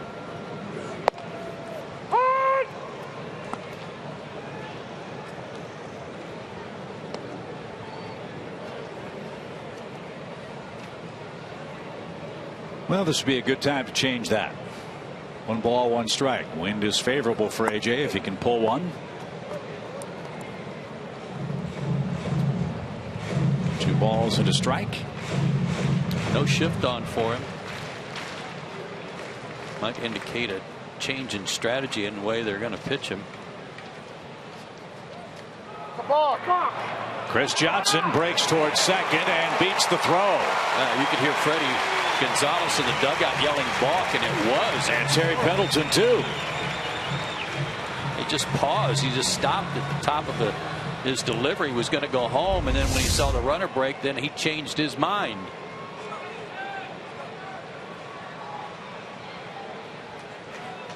Fortunately for Chris, since none of the umpires called it, he stole it anyway. It could be a big play. A hit means a run. Terry's still giving Bill Miller an earful at first. And a shot foul to the left side. 2 balls, 2 strikes.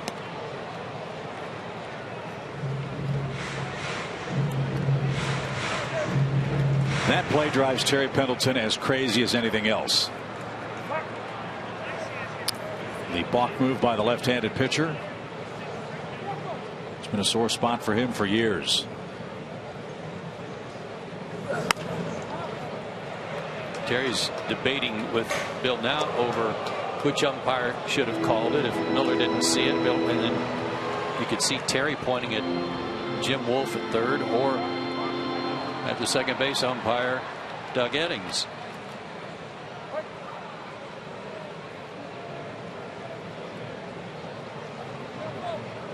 Two balls, 2 strikes. Little pop. But Galvis is going to get there, and that'll retire the side. No runs, a hit, a man left. Off we go to the 7th.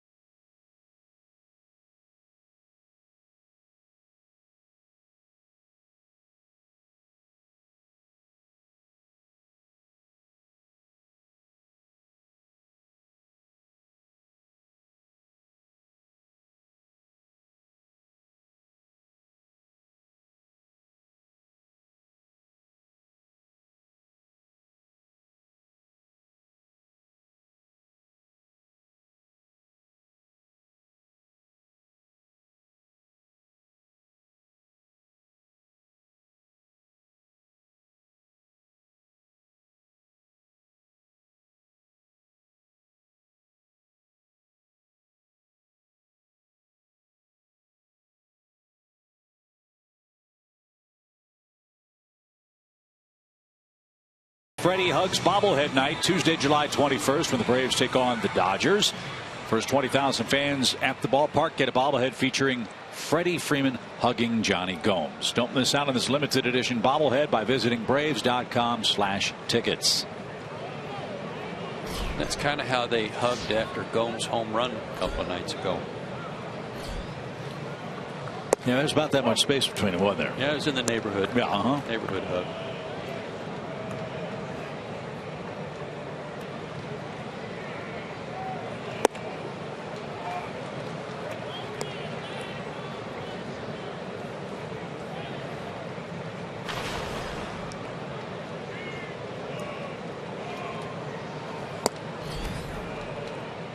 Two balls, one strike.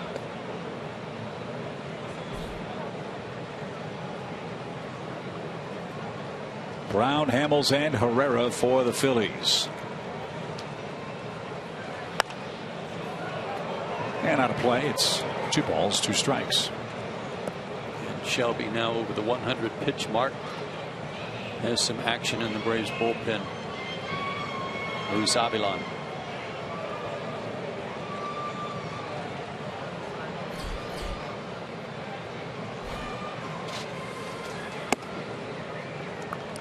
That's high. 3 balls, 2 strikes. Shelby's next start will come in Colorado against the Rockies, a place where he's had very good luck. And a shot to right will drop in front of Nick Markakis. So the first hit of the year for Dominic Brown against the Braves. Leadoff single, and that'll bring Hamels up, and you figure he'll be bunting.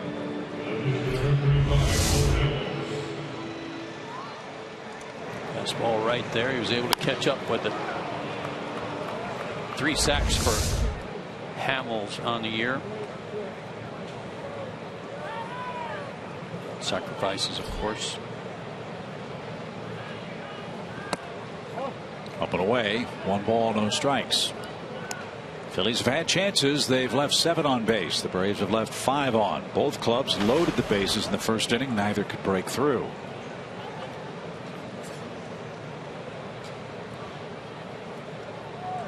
Phillies have left 6 of their 7 in scoring position, and a horrible base running play by Odubel Herrera cost him a 5th inning run.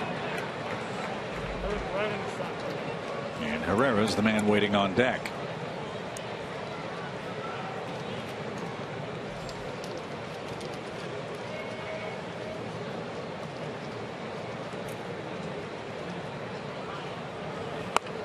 Hamels bunts it. Back to Miller. He's going to throw to second. And they got the leading out. High risk, high reward play for Shelby Miller, and he made it to get the lead runner. And now Hamels has to run the bases with 1 out. You got to have a good arm, and you got to have a guy at second base who's going to treat it like first base, knowing that they're not going to get a double play.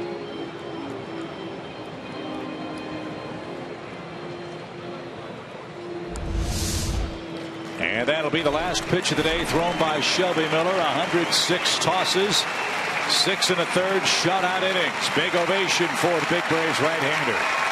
Atlanta goes to the bullpen. Luis Avilan is on the pitch.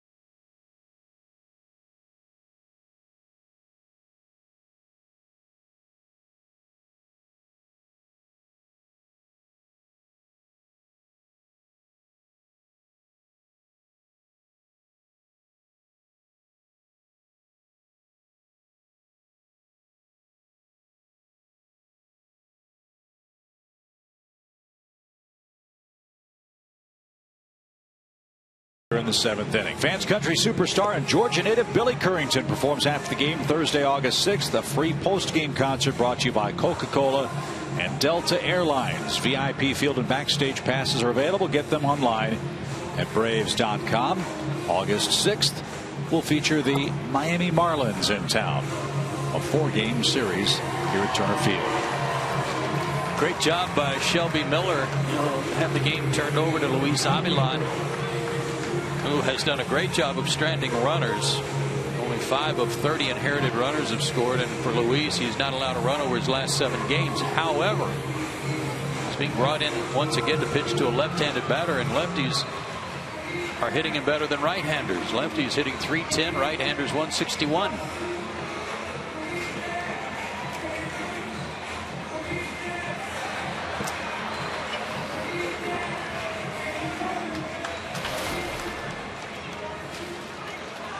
Odubel Herrera leads off the sequence with Luis Avilan. Cole Hamels, the runner at first base. Herrera's doubled and then got trapped between second and third base and was caught stealing. Cesar Hernandez followed with a hit. But a strikeout of Franco and Howard ended the Phillies' threat in the 5th inning. No score. And ball 1. Freddie Gonzalez mentioned after the ball game yesterday the way he's used the bullpen this series. He is a little bit concerned about the number of appearances that Jim Johnson and Luis Avilan have accumulated. Avilan in his 42nd game.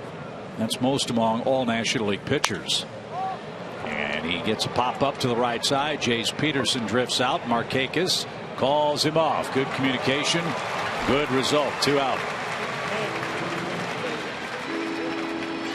And while at first glance you'd think, wow, you got a guy that's pitched in half the games you've played in the first half of the year. After Jim Johnson, Seth Maness has 40. Kevin Segrist of the Cardinals has 40 appearances. Melanson and Hughes 40 appearances for the Pirates. So it's not like Freddie Gonzalez is the only guy running into his bullpen with a great deal of frequency. But he is cognizant of the fact that Avilan and Johnson can't pitch every day. Braves bullpen last 16 games. How many of you knew this? A 1.99 ERA, 42 strikeouts. I'd say that's pretty snazzy. 0-1 to Hernandez. I also think, Chip, that I don't have any facts in front of me to back this up, but I would guess that with the starting pitchers going deeper into ball games now, that's going to limit. I mean, there may be a lot of outings. There's not going to be as many innings to cover. Well, that was the point I was going to make with Luis. Yeah, 42 games. He's pitched 32 innings now with the pop out to right. So he's not going out there inning in a third 40 or 41 times. Jim Johnson, 41 games, 40 innings. And he's a guy that can go multiple innings if you need him to.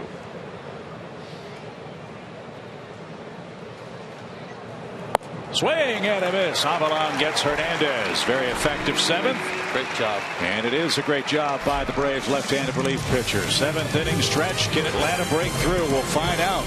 No score.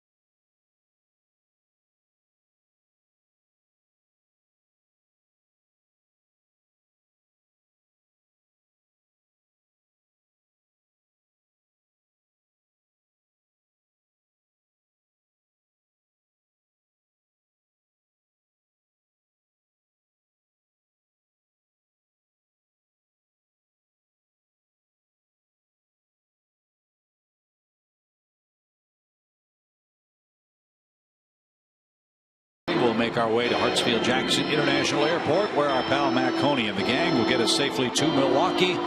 And as always, we thank our friends at Delta Airlines for their terrific work in shuttling the Braves all across our great country this summer. Fans, don't miss Alumni Weekend. It's coming up quickly. Also on Friday, August 6th. That's through the 9th as well when the Marlins are in town. Join us Friday for great autograph opportunities. And on Saturday, the first 20,000 fans in attendance will get a '95 World Series replica ring. That is really cool. You bet it is. Get here early for the 6th annual Legends softball game that Saturday. For tickets, go to Braves.com/Alumni Weekend. I guarantee you, John Smoltz is already licking his chops at the chance to play in the softball game again. What's the date? August 6th. August 6th. Yeah, that'll be after the Hall of Fame. He'll be wearing his Hall of Fame pin and ring. Yep.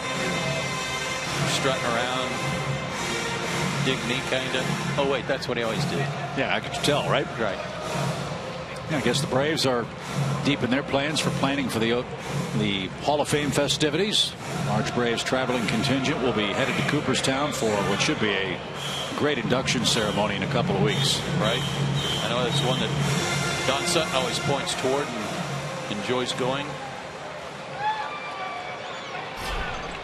And the fact that there's another Brave going in the Hall of Fame, I'm sure has special significance for him as well. So we'll look forward to seeing Pedro and Craig Biggio and Randy Johnson and John Smoltz all make their induction speeches in Cooperstown. So here's Cole Hamels, 96 pitches. He had to stand at first base the bulk of the 7th inning. Let's see if that affects him here in the bottom half.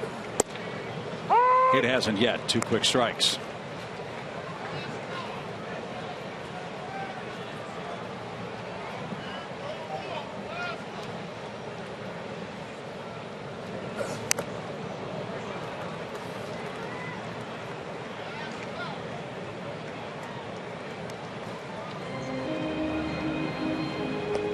Breather for Ruiz after that foul tip.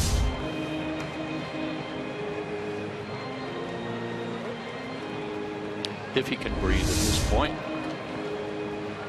Looks like he's able to.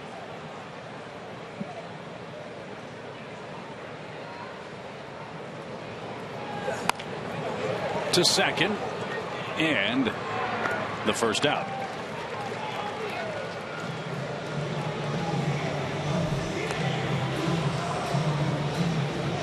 For this Phillies ball club, Cole Hamels, their de facto staff ace. 5-6 for the year, 3.22 ERA. Go all the way back to 1972, and the Phillies had a real bad year. That year, the Phillies went 59-97. Steve Carlton, in his first season with the Phillies, won 27 of their 59 games and won the pitching Triple Crown in the National League that year. It's one of the all-time great seasons in Major League history. I would put it right there with the Bob Gibson year in '68. '68 with the 1 ERA. 1.12.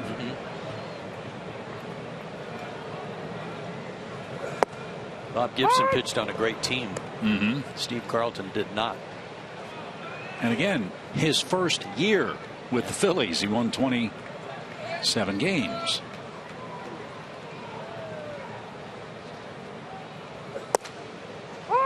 You might recall that Steve Carlton was not born and raised a Philly. He was a Cardinal. Traded for Rick Wise. A trade that, from the Cardinals' standpoint, evens out the Brock Fabrolio deal they made with the Cubs. Strike 3 to Johnny Gomes, who's the second out of the inning. Hamels has his 6th. Johnny didn't say anything, but he stood there in disbelief. Sherwin-Williams graph shows it was right at the top of the zone.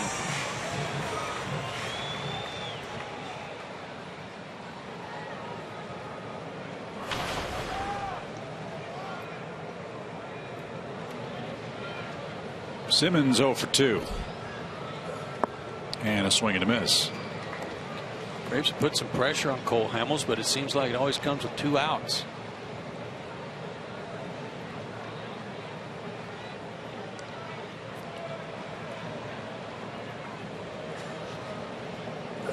And the way he's pitching today is really no surprise, as you pointed out. His work against Atlanta lately, outstanding. His career work against the Braves, outstanding. 16 wins and 25 decisions. But you can't win the game if you don't get any runs in the game.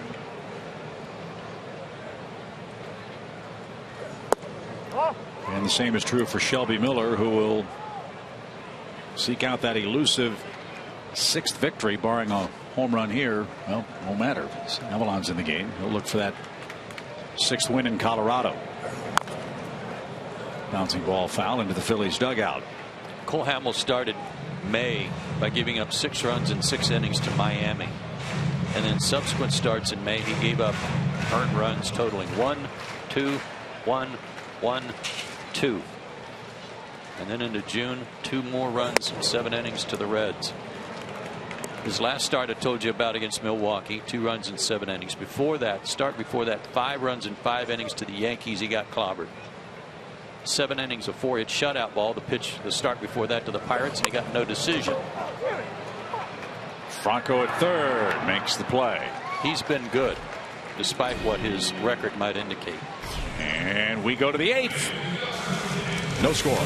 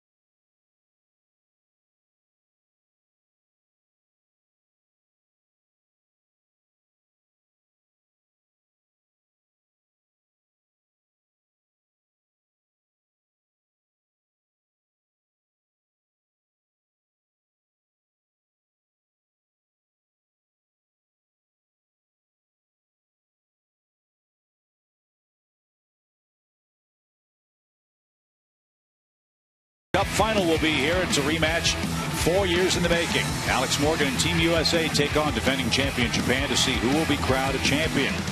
Coverage starts at 5 Eastern only on your local Fox station and streaming live on Fox Sports Go. I can't wait. I can't either. I say win one for the Wambacher. I like it. Boy, has she been great for women's soccer in the United States. Awesome. I'm happy for Morgan Bryan, the young lady from St. Simon's Island, Georgia. Frederica Academy, who went to UVA, became an All-American there. But boy, they're such a good team and have been so good, and it's just going to be great to watch, and I hope they get there.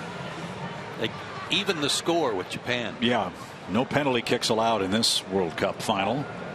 Jim Johnson in to pitch. You saw Yuri Perez in left. Michael Franco is the Phillies hitter.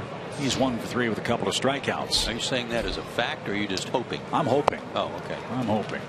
Yeah, maybe this is a stretch. I don't follow soccer religiously like a lot of people do, and I say this admitting that up front.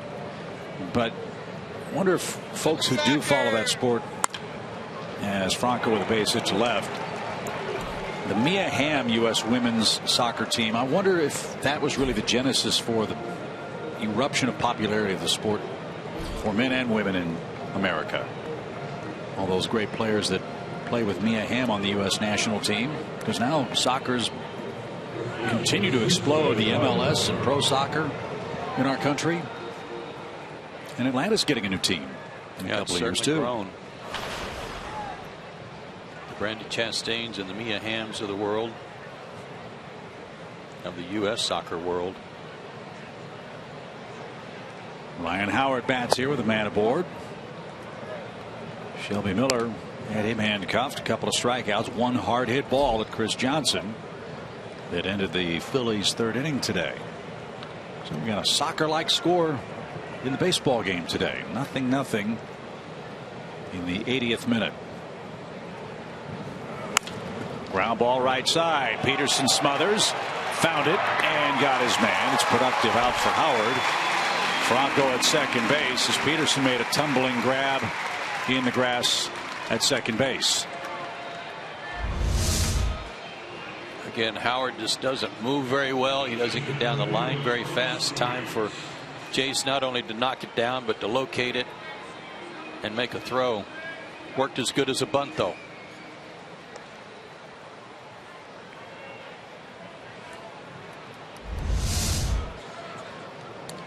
Carlos Ruiz, an infield hit, a walk, and a ground out.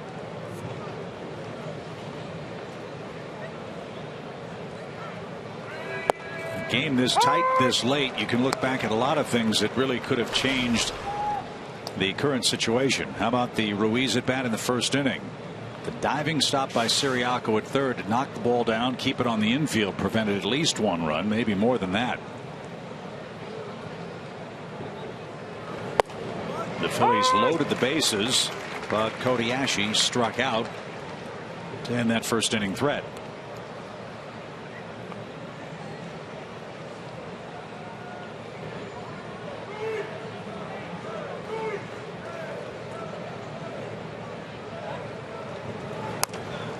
Little pop toward first. Chris Johnson gives chase and can't make a play. It's in the third row of seats.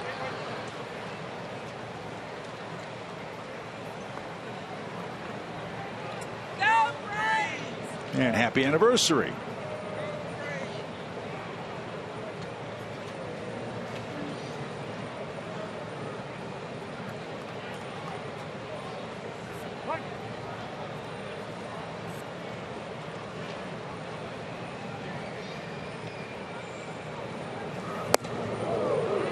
Good pitch. Threw him a fastball, but went up and in. Ahead in the count, 0-2 because he's been throwing him. Got ahead in the count with some breaking balls. Good setup pitch for another breaking ball if he wants.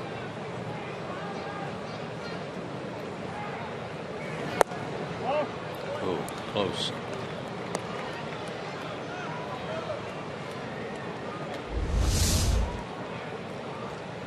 Sherwin-Williams couldn't quite paint that corner.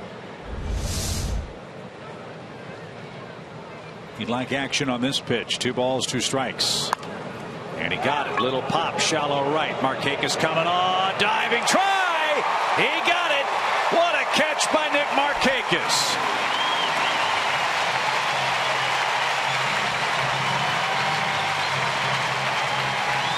Best catch of the year so far for Nick. Given the circumstances of a scoreless game. Long way to go. And laying completely out for that.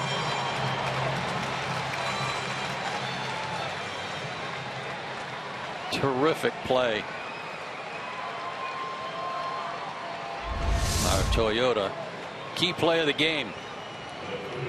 At the very least, that kept it from being first and third and maybe 1-0 Philadelphia. That's the second out. Now Kobayashi bats. He is 0 for 3 today.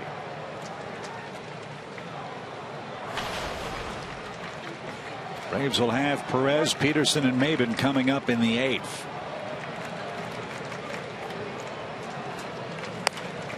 And that one served foul, a strike.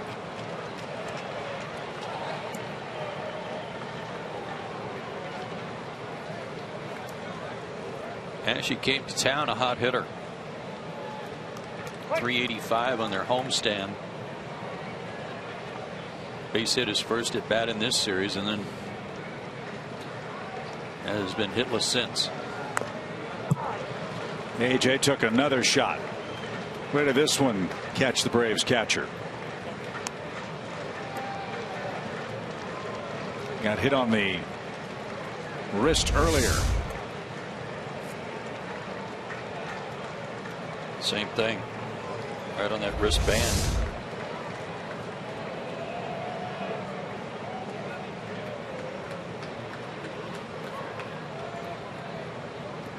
I've never been hit there in my life. I got it twice in this one game.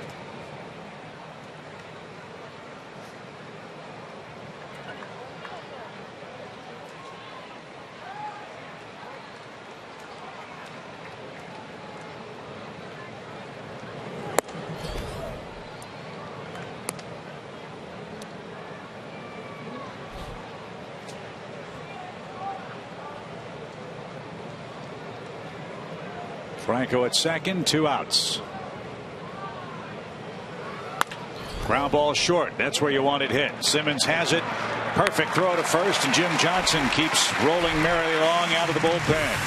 9-1-2 for Atlanta, heading to the home 8th. Great catch by Nick Markakis, kept it scoreless.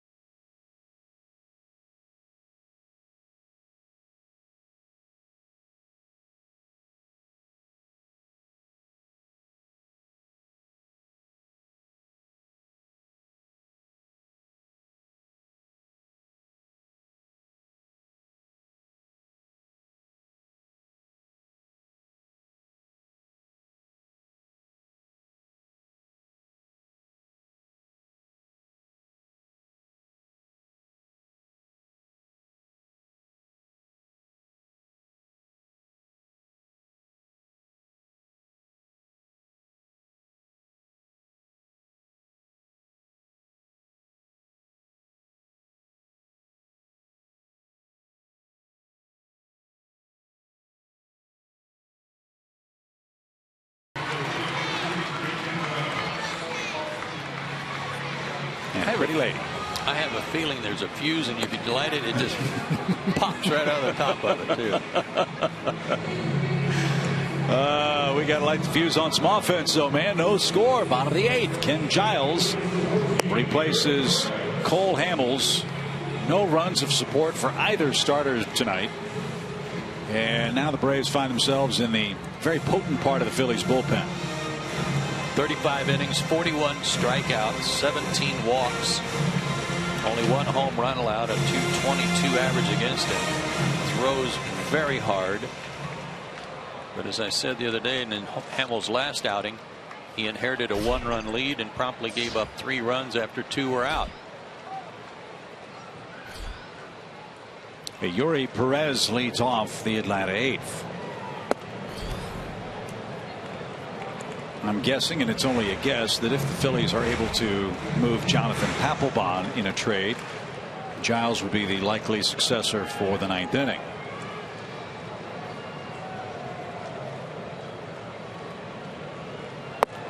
He certainly has the power arm. 7th round pick by the Phillies 4 years ago. Pitched in 44 games last year and had excellent control, just 11 walks in 45 innings.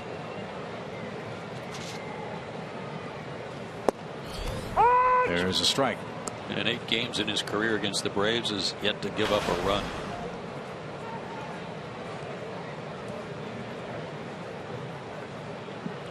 Franco even with the bag at 3rd in case Perez tries to bunt.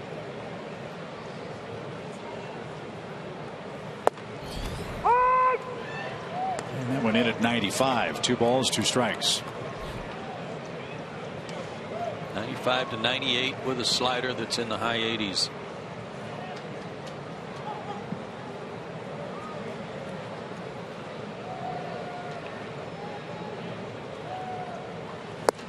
Swing and a miss. Perez is retired on strikes, and that's how the Braves' 8th begins. Let's see if we can end the homestand with a successful answer to our AT&T U-verse trivia question. Ryan Howard has 50 hits against Atlanta since 2011. Who has the most hits against Atlanta in that stretch? I'll go with Ian Desmond. All right, and I'll say David Wright for the Mets. Oh, and I had it first. You did. You got to trust your gut, Chip.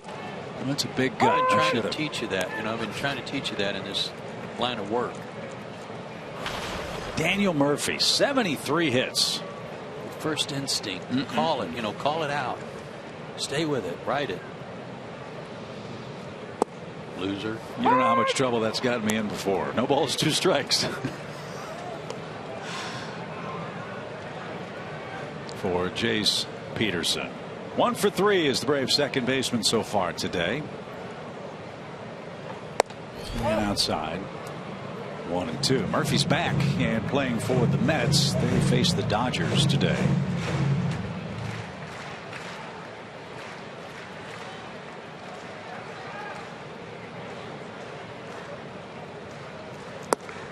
Swing and a miss. Peterson's retired. Giles an impressive start to inning number 8. We are going to be running into a buzzsaw, it appears, in Milwaukee. We're running into one in the 8th inning with Ken Giles. Brewers won 6-1 today. They complete a perfect road trip.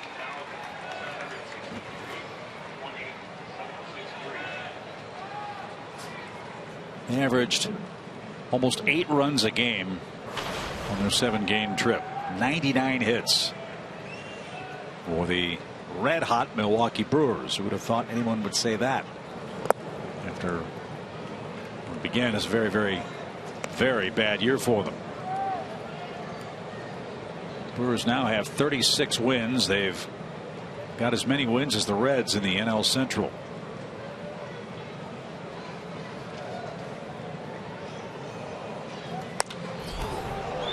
Popped up. Ruiz will give chase, but won't have a play.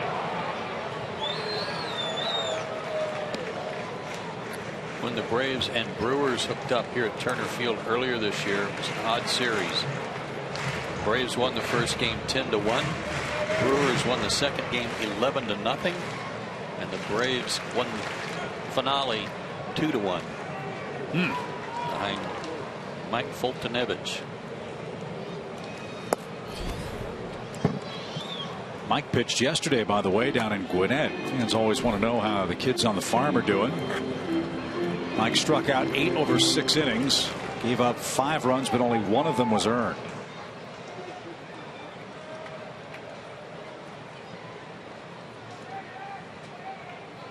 Two balls and a strike. At Mississippi, Terrell Jenkins gave up 2 first-inning runs, then threw shutout ball over the next 6.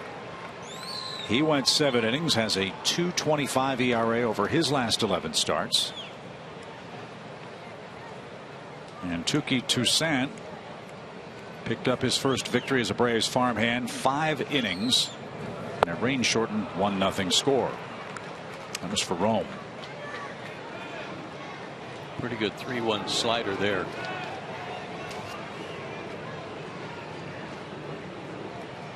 I know that Cameron wasn't looking for that 3-1. And the fastball at the knees ends the inning. Maben thought it was low. He'll flip the bat and helmet away in frustration, and Giles struck out the side for the Phillies. Bottom part of the order coming up. Still no score. We're through 8 in Atlanta.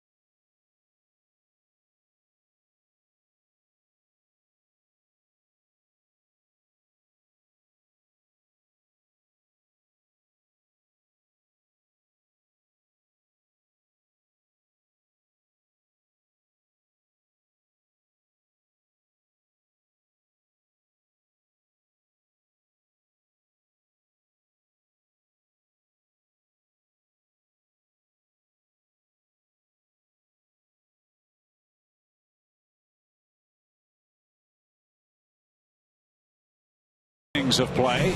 And extraordinary moments, as you know, happen every night in the major leagues. On one night, all those extraordinary moments happen in one place. Don't miss the 86th All-Star Game from the Great American Ballpark in Cincinnati. Coverage starts 7 Eastern, 4 Pacific, Tuesday, July 14th on Fox. So to the 9th we go, and it's Jason Grilli with the bottom part of the Phillies order coming up. Jim Johnson, a scoreless 8th inning with 1 hit allowed. He followed Luis Avilan, who looked good.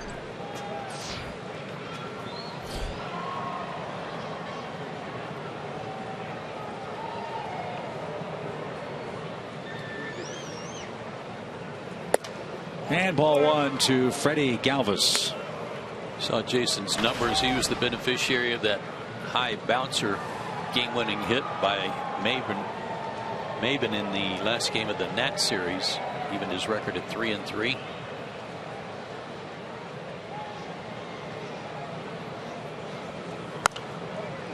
Pop fly foul by Galvis, even count, 1 ball 1 strike.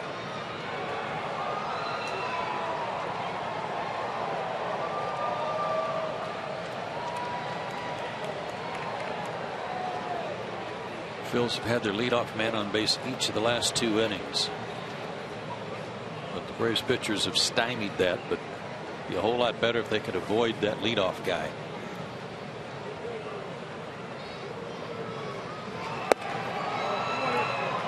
High, I guess. 2 balls and a strike. AJ held it there for a second.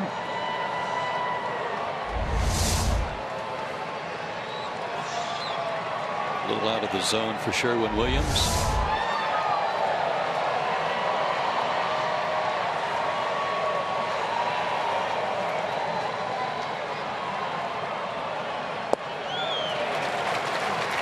Two balls, 2 strikes.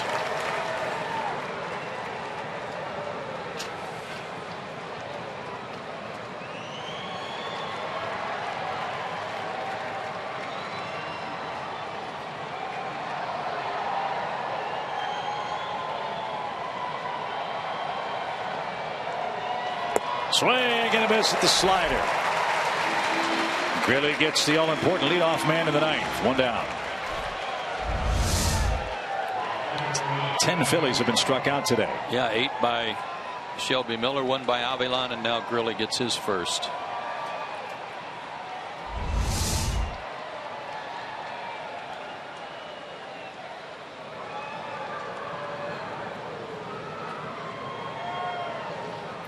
Dominic Brown, the batter.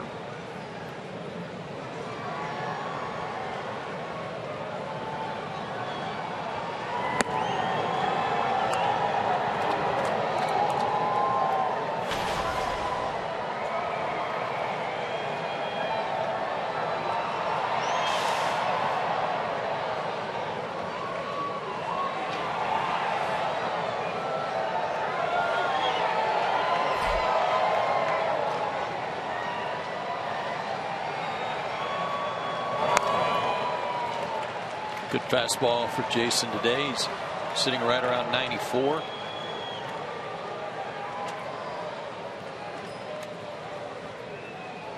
A couple of days off have done him some good.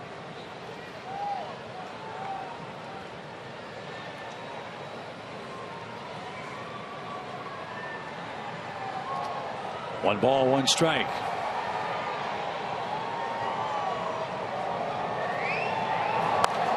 Back to the screen, foul.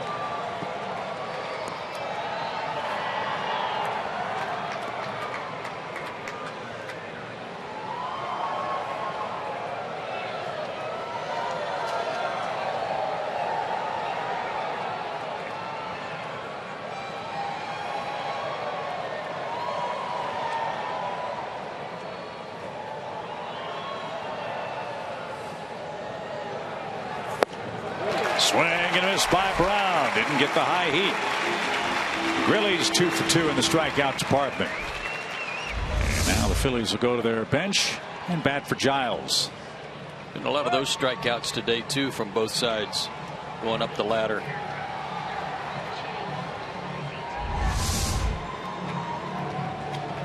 Ben Revere was in the on deck circle. He's called back, and they'll call upon Cameron Rupp.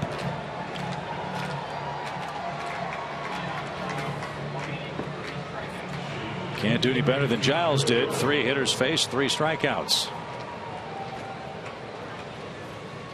And it's Darren Ruff, not Cameron Rupp. Darren Ruff with 4 homers and 14 RBIs, including one off the top of the wall yesterday.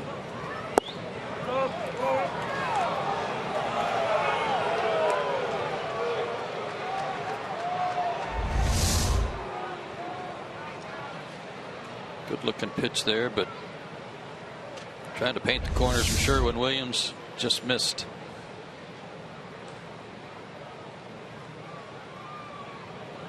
One ball, no strikes.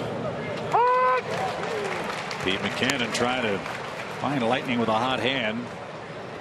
First homer yesterday for Ruff in 22 games. And Chase Utley went to the DL. Ruff was brought up to the big league club for a second time.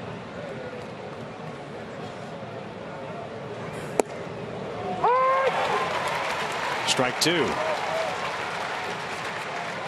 He's the guy they called Babe Ruff in Reading in Double-A a couple of years ago for his home run hitting heroics.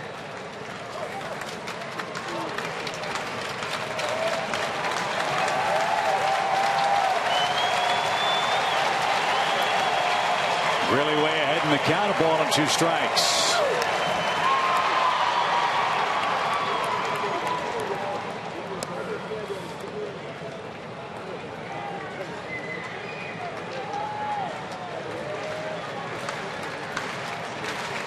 .38 homers at Reading in 2012. And a .317 average.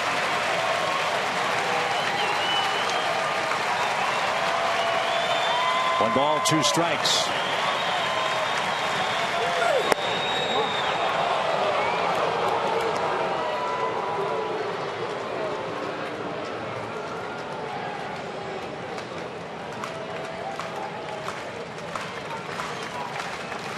And he's up there basically for one reason. It's not Revere who could have gotten on and maybe stolen a base. This guy was sent up there to try to hit the ball out of the ballpark.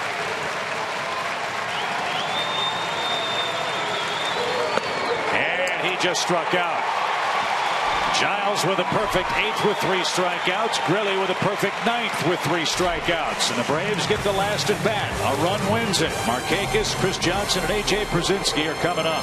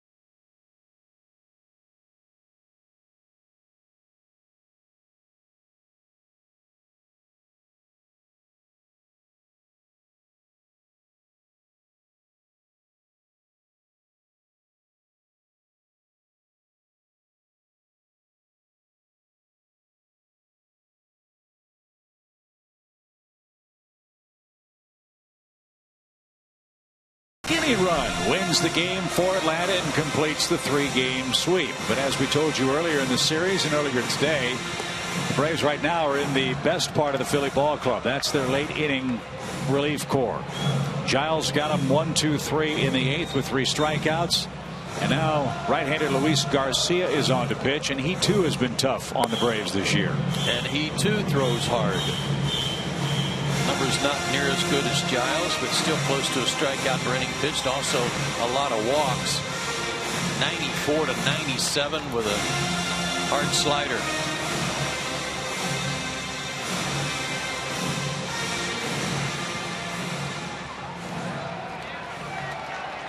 Garcia's last appearance came against the Brewers. He gave up a run on 2 hits in 1 inning. The Braves would happily take that here in the 9th.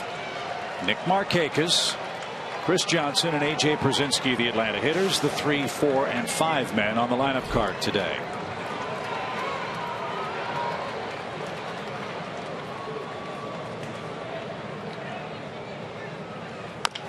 High hopper out towards second. And the throw to first gets Markakis. 1 pitch, 1 man out. And it won't be Chris Johnson, but Kelly Johnson to hit with 1 out.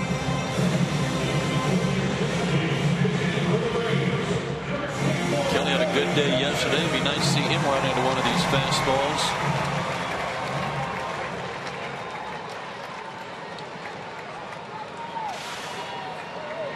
You know, Kelly can hit anybody's heat.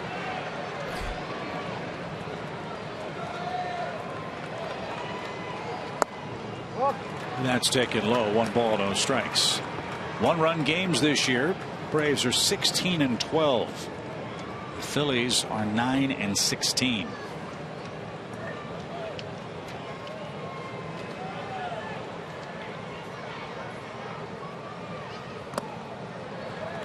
Two and 0.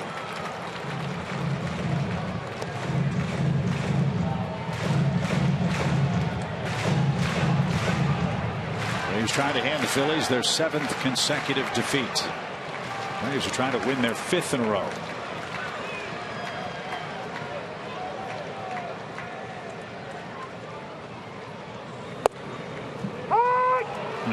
It's okay. Couldn't have done much with that pitch anyway. Still got a good hitter's count.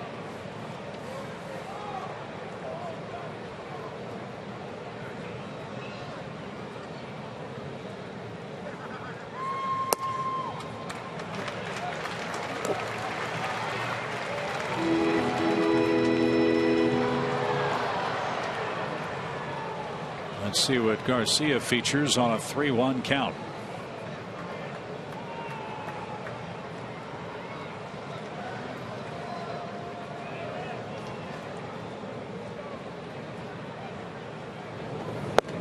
He walked him.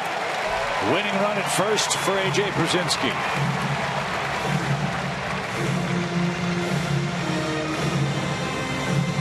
So those stats don't lie. You know, when you're talking about a guy who averages close to 4 walks per 9 innings, or he'd ever pitched 9 innings consecutively, a go-ahead run, a winning run, thanks to the walk. And AJ's had a good day today. That body of work came against Cole Hamels.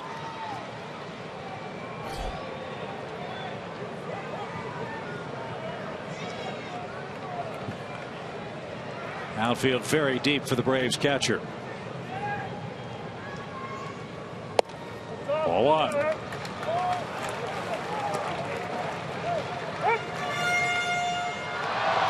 And Ruiz out for a chat.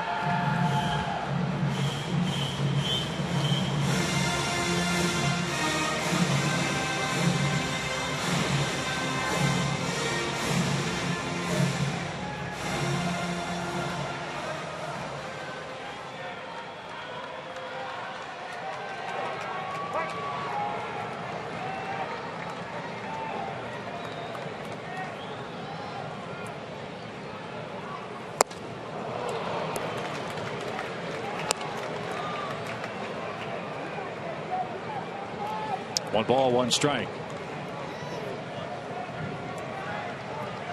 Best breaking ball he has thrown this inning.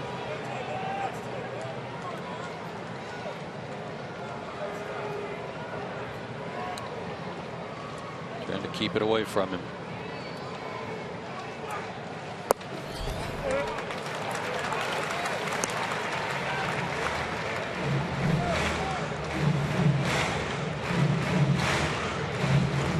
Franco not hugging the line at third base. Galvis playing up the middle at short. We've seen AJ bloop balls to the left side. See what he gets on a 2-1 count. Line drive into center field. That's going to get down. Kelly Johnson around second. He's going to try for third. Herrera's throw comes to third. It's late. AJ Pierzynski with a 1-out hit. And the winning run is 90 feet away.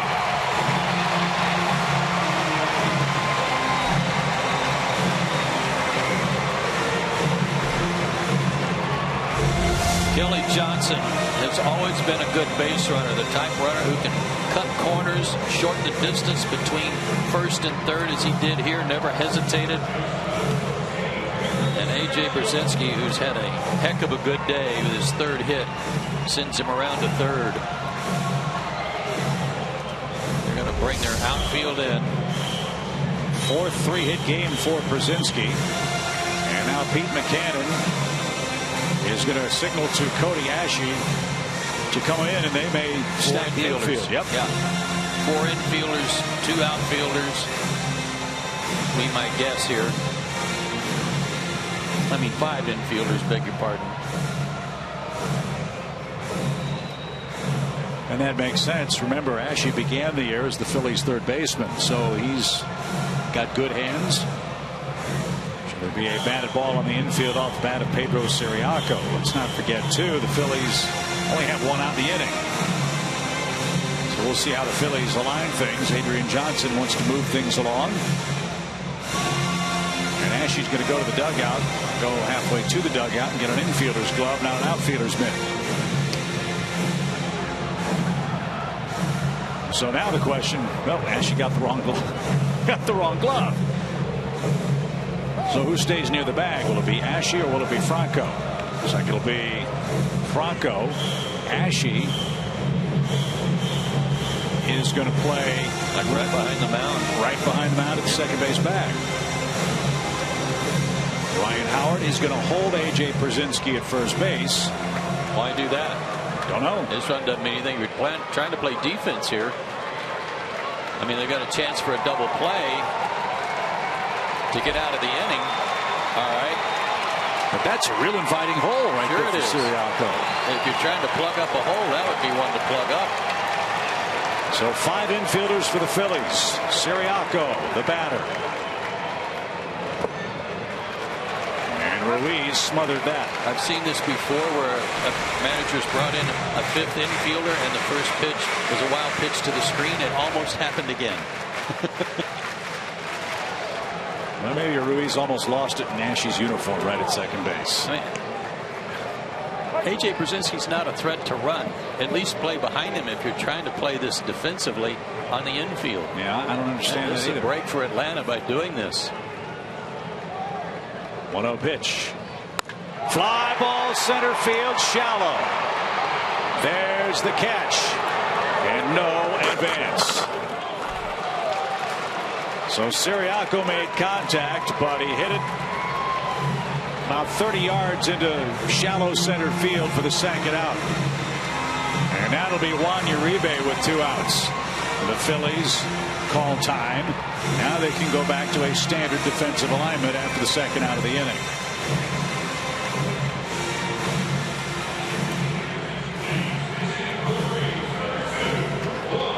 So here's Uribe. Uribe has seen Garcia before. He hit a home run in his lone career at bat against him. Rays would settle for a base hit.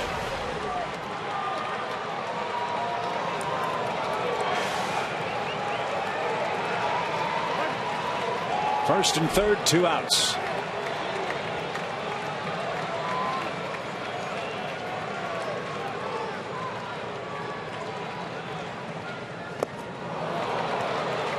Strike 1.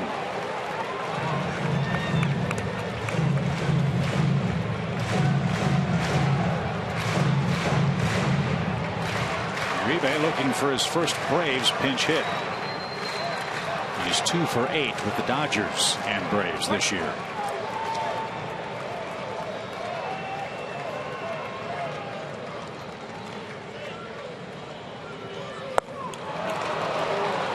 Oh, 2.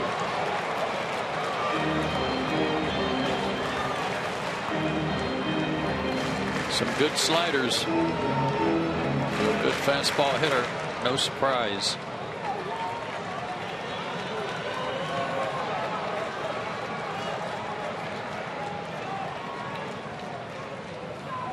Swing and a miss, and Garcia pitches out of trouble. Atlanta had him 1st and 3rd with 1 out. A pop out and a strikeout sends us to a scoreless 10th inning.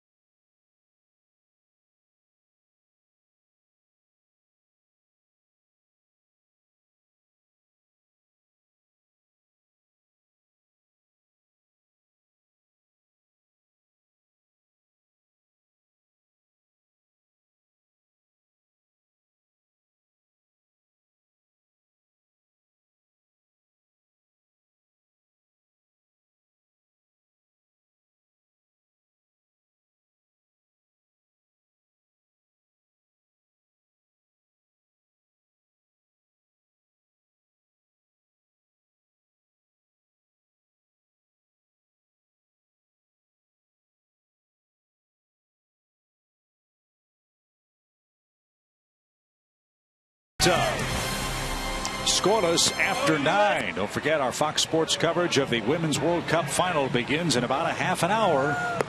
Hopefully this one will be decided, and in the win column for the Braves who try to sweep away the Phillies.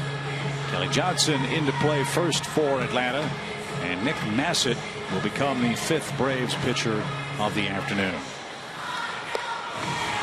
Showed you those numbers for the Braves bullpen over the last 16 ball games. Nick's a big part of that. He's done great work out of the pen. 8 walks, 18 strikeouts in 25 innings. Braves are 2 and 5 in extra innings, and the Phillies likewise 2 and 5.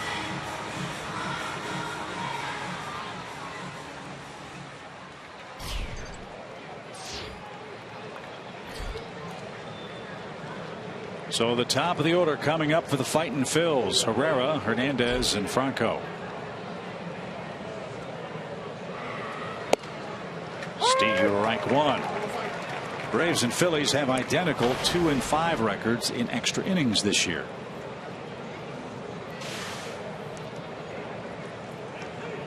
There's an echo in the booth. Sorry about that. No balls and a strike. What's wrong with my headset? Base hit to right. And fast man aboard to start inning number 10. Well, they have done that today. That's 3 of the last 4 innings they've had the leadoff man on. And remember, it was Herrera's base running blunder that cost them a great opportunity in the 5th inning. He led off with a double, got caught between 2nd and 3rd. A.J. Przinsky threw him out at 3rd base. Hernandez followed with a hit. He's bunting. He just sidestepped up into the front of the box even before he showed bunt.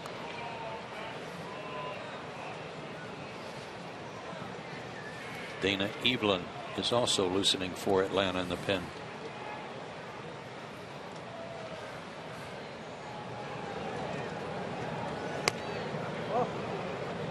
AJ barely caught that. I mean, barely. That was right at the last stitch of webbing in his catcher's mitt.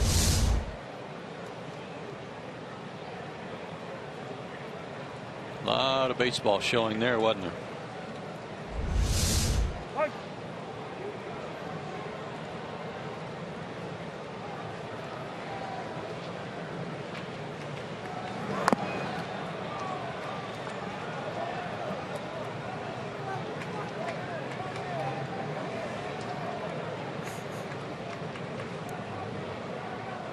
Doesn't look like Hernandez is trying to give himself up. It looks like he was trying to bunt for a base hit on each of the last two efforts.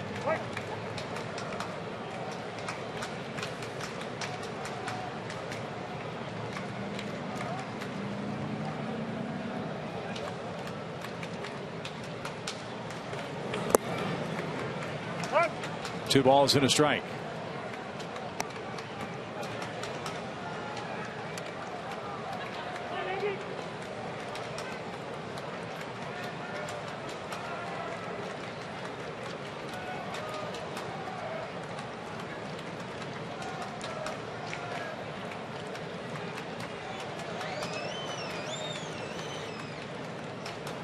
Runner goes. Swing, line drive, base hit past Simmons, who was covering the bag.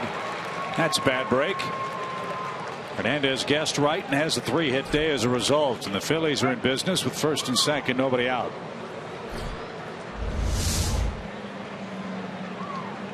High fastball. If it was a hit and run, that goes to my theory of always having the shortstop cover, because it's very hard to go first to third on a base hit through the shortstop's hole, and it was difficult there. And you know Herrera wasn't going to get thrown out at third base again. Yeah, he may have just stood in the coach's box the rest of the day. That had happened. Now the Phillies are in business with Franco up there, then Howard. Don't know if the Phillies would ask their young slugger to try to bunt, but why not? Hasn't tried one or hasn't recorded one this year for the Phils.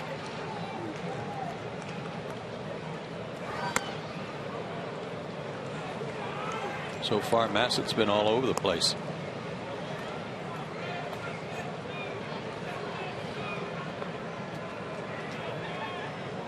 He's got a good sinker.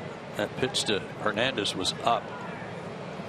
If he wants a ground ball here with a chance for a double play, he needs to get the ball down.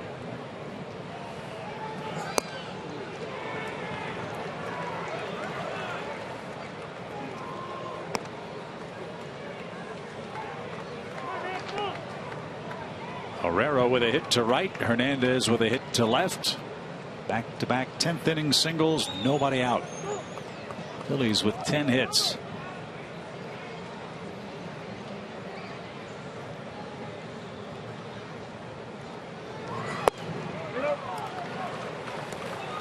He hasn't pitched in 3 days, so it's not, or shouldn't be, fatigue. He has not pitched in this series at all.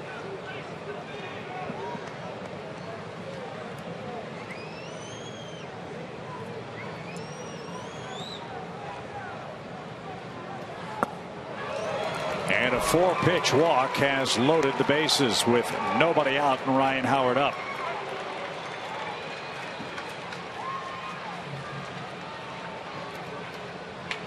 Braves bullpen has been working the entire inning. Massett gives up 2 hits and a walk, and he'll be taken down for Dana Eveland, who has to retire Ryan Howard with 3 Phillies aboard and none out in a scoreless game.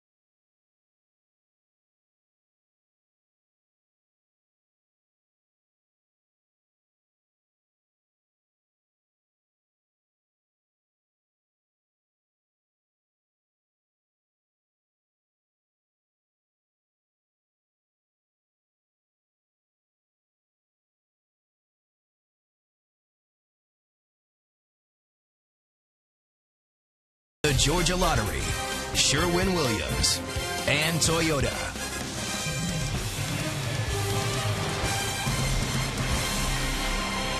Phillies have loaded the bases in the 10th inning. Nobody out. 2 singles and a walk issued by Nick Massett. Now Dana Eveland is on.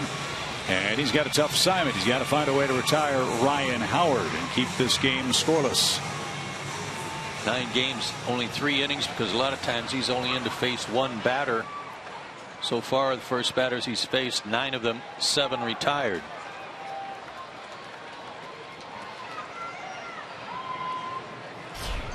Lefties 3 for 9 off of him, however. 13 grand slams for this man in his career. Fly ball well hit to right. Markakis will back up and make the play. Herrera will tag at third and score. Hernandez will move from second to third, and on 1 pitch Ryan Howard does it again to Atlanta. His 141st career RBI against the Braves, and the first run batted into the day for either club. It's 1-0 Phillies.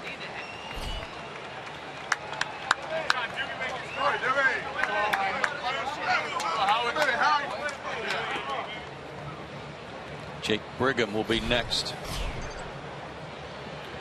So Howard puts the Phillies in front. Carlos Ruiz will be the hitter. The double play still in order for Atlanta, but it's 1-0 Philadelphia.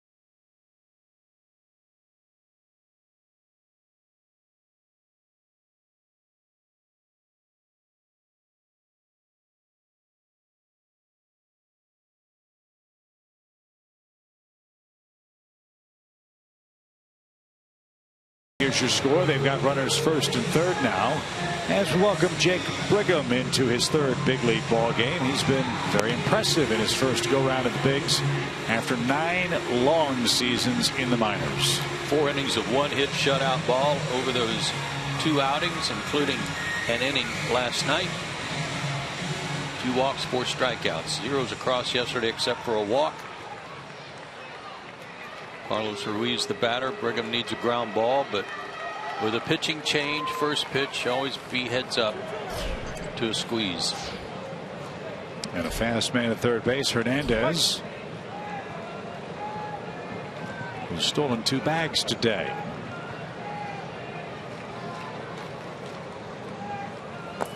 He showed bunt. Ball got away from Brzezinski.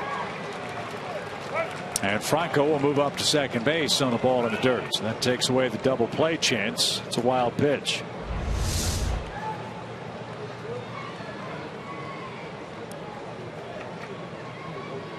AJ lucky to get a glove on that.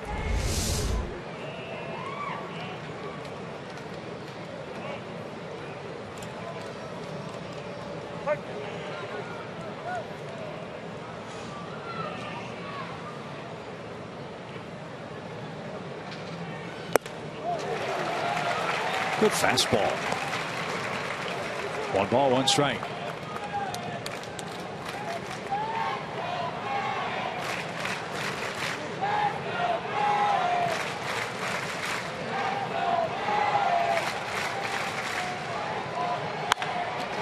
toward left. That's into the corner, and that's going to score 2.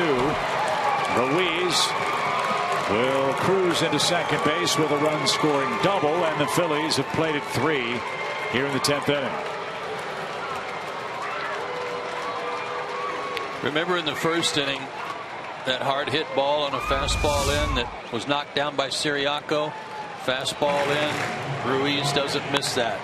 And there's nobody to knock this one down. He is so quick in there and so good on fastballs in. I'm not even sure that was a strike. So all 3 runs charged to Nick Massett. And a shot to second. Peterson's got that. Kobayashi moves a runner to third base. 2-man out. And Freddie Galvis the batter. So looking ahead to the Braves 10th, Simmons, Perez, and Peterson the first 3. I presume Jonathan Papelbon is throwing in the Phillies bullpen. He is.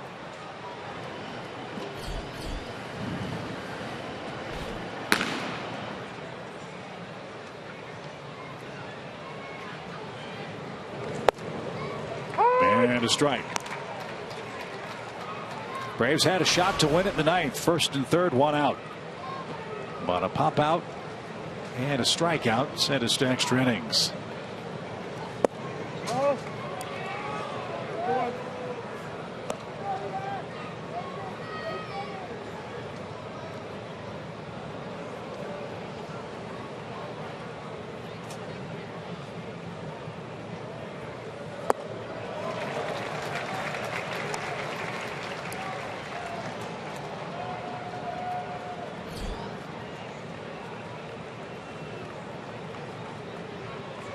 You never know what might happen. Leave that guy at third. Don't let him tack on. But they do. Galvis with an opposite field single. That scores Ruiz. And Brigham gives up a 10th inning run to make it a 4-0 game. First run he's allowed, and it came on something soft up and away. They've had Galvis looking funny on pitches away today. It wasn't that awful a pitch. Like a changeup. So a better piece of hitting than I thought.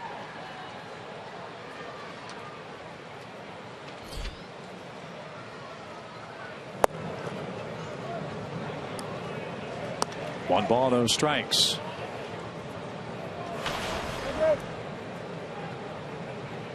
Dominic Brown, the 8th man to hit in the inning.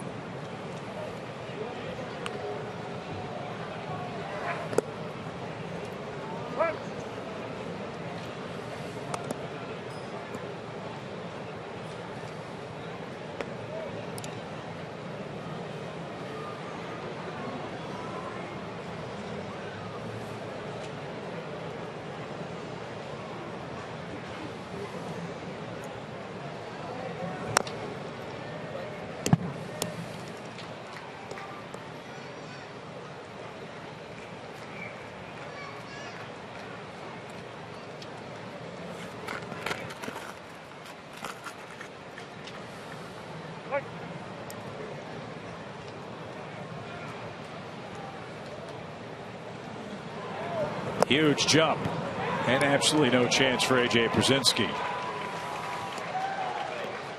I mean, he was flinching and leaning and all but crossed over there before he threw the pitch to the plate.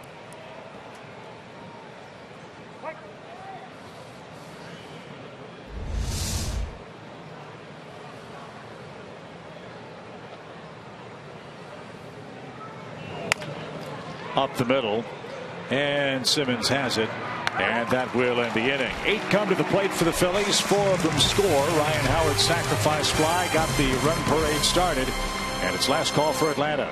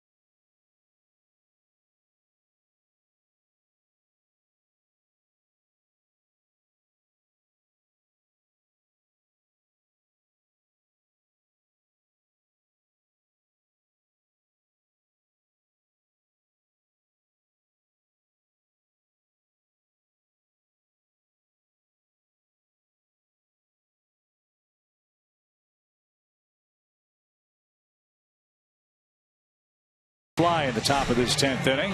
And now the Phillies turn things over to their closer, Jonathan Papelbon. Papelbon, another man rumored to be on the trading block. Really, no rumor. You can see his terrific numbers. Yeah, really good numbers. 7 walks, 34 strikeouts, and 31 plus innings. Just a .218 average against. However, against Atlanta, his recent work, not so good. 2 blown saves, and 6.5 ERA, and 3 homers allowed. Braves need a big inning. And they'll start with Anderson Simmons. Not a safe situation. A lot of times those guys not so good in non-safe situations when they come in, including Papelbon.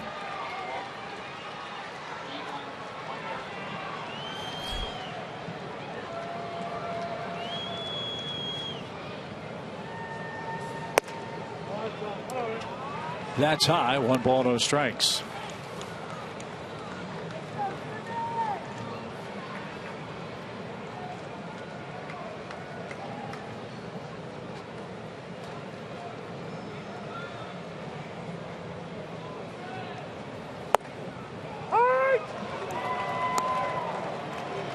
Fastball, slider, split finger pitch. Sliders to right-handers, splits to lefties.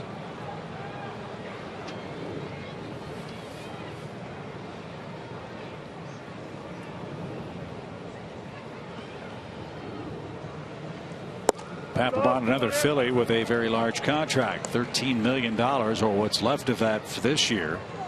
And another $13 million is guaranteed next season if he finishes either 55 games this year or whatever adds up to 100 dating back to the start of 2014 as far as games finished. And that shot up the middle.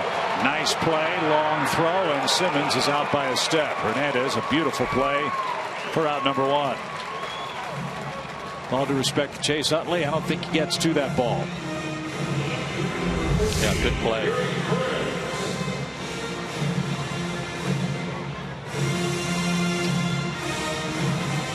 Put a good throw on it too. You can see Ruiz pumping his fist.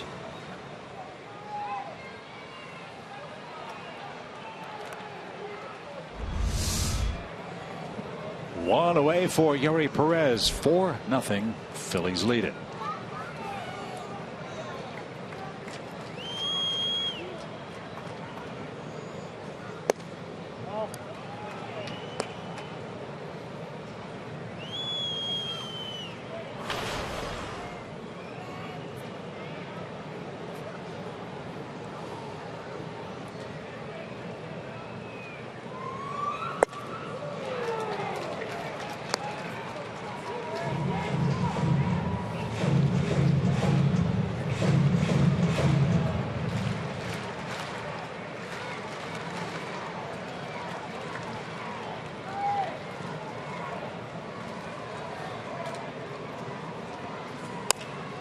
Little pop again towards second. There's the second out. Papelbon pitched in 66 games last year for the Phillies. I don't know how many of those he finished. Let's assume he finished all of them. He gets the last out here. This will be his 28th game finish. That gets him to 94, meaning he needs 6 more games here in the early days of July before that contract automatically vests for next season. So that's obviously an issue for a team trying to acquire Jonathan Papelbon. Chase Peterson, the batter, and he takes a little low. 1 ball, no strikes. Yeah, this game's a tough one. As well pitched as it was by both sides, but by the Atlanta pitchers to get it to the bottom of the ninth and have a chance there, that was the deciding factor to me. First and third one out, couldn't get that guy in.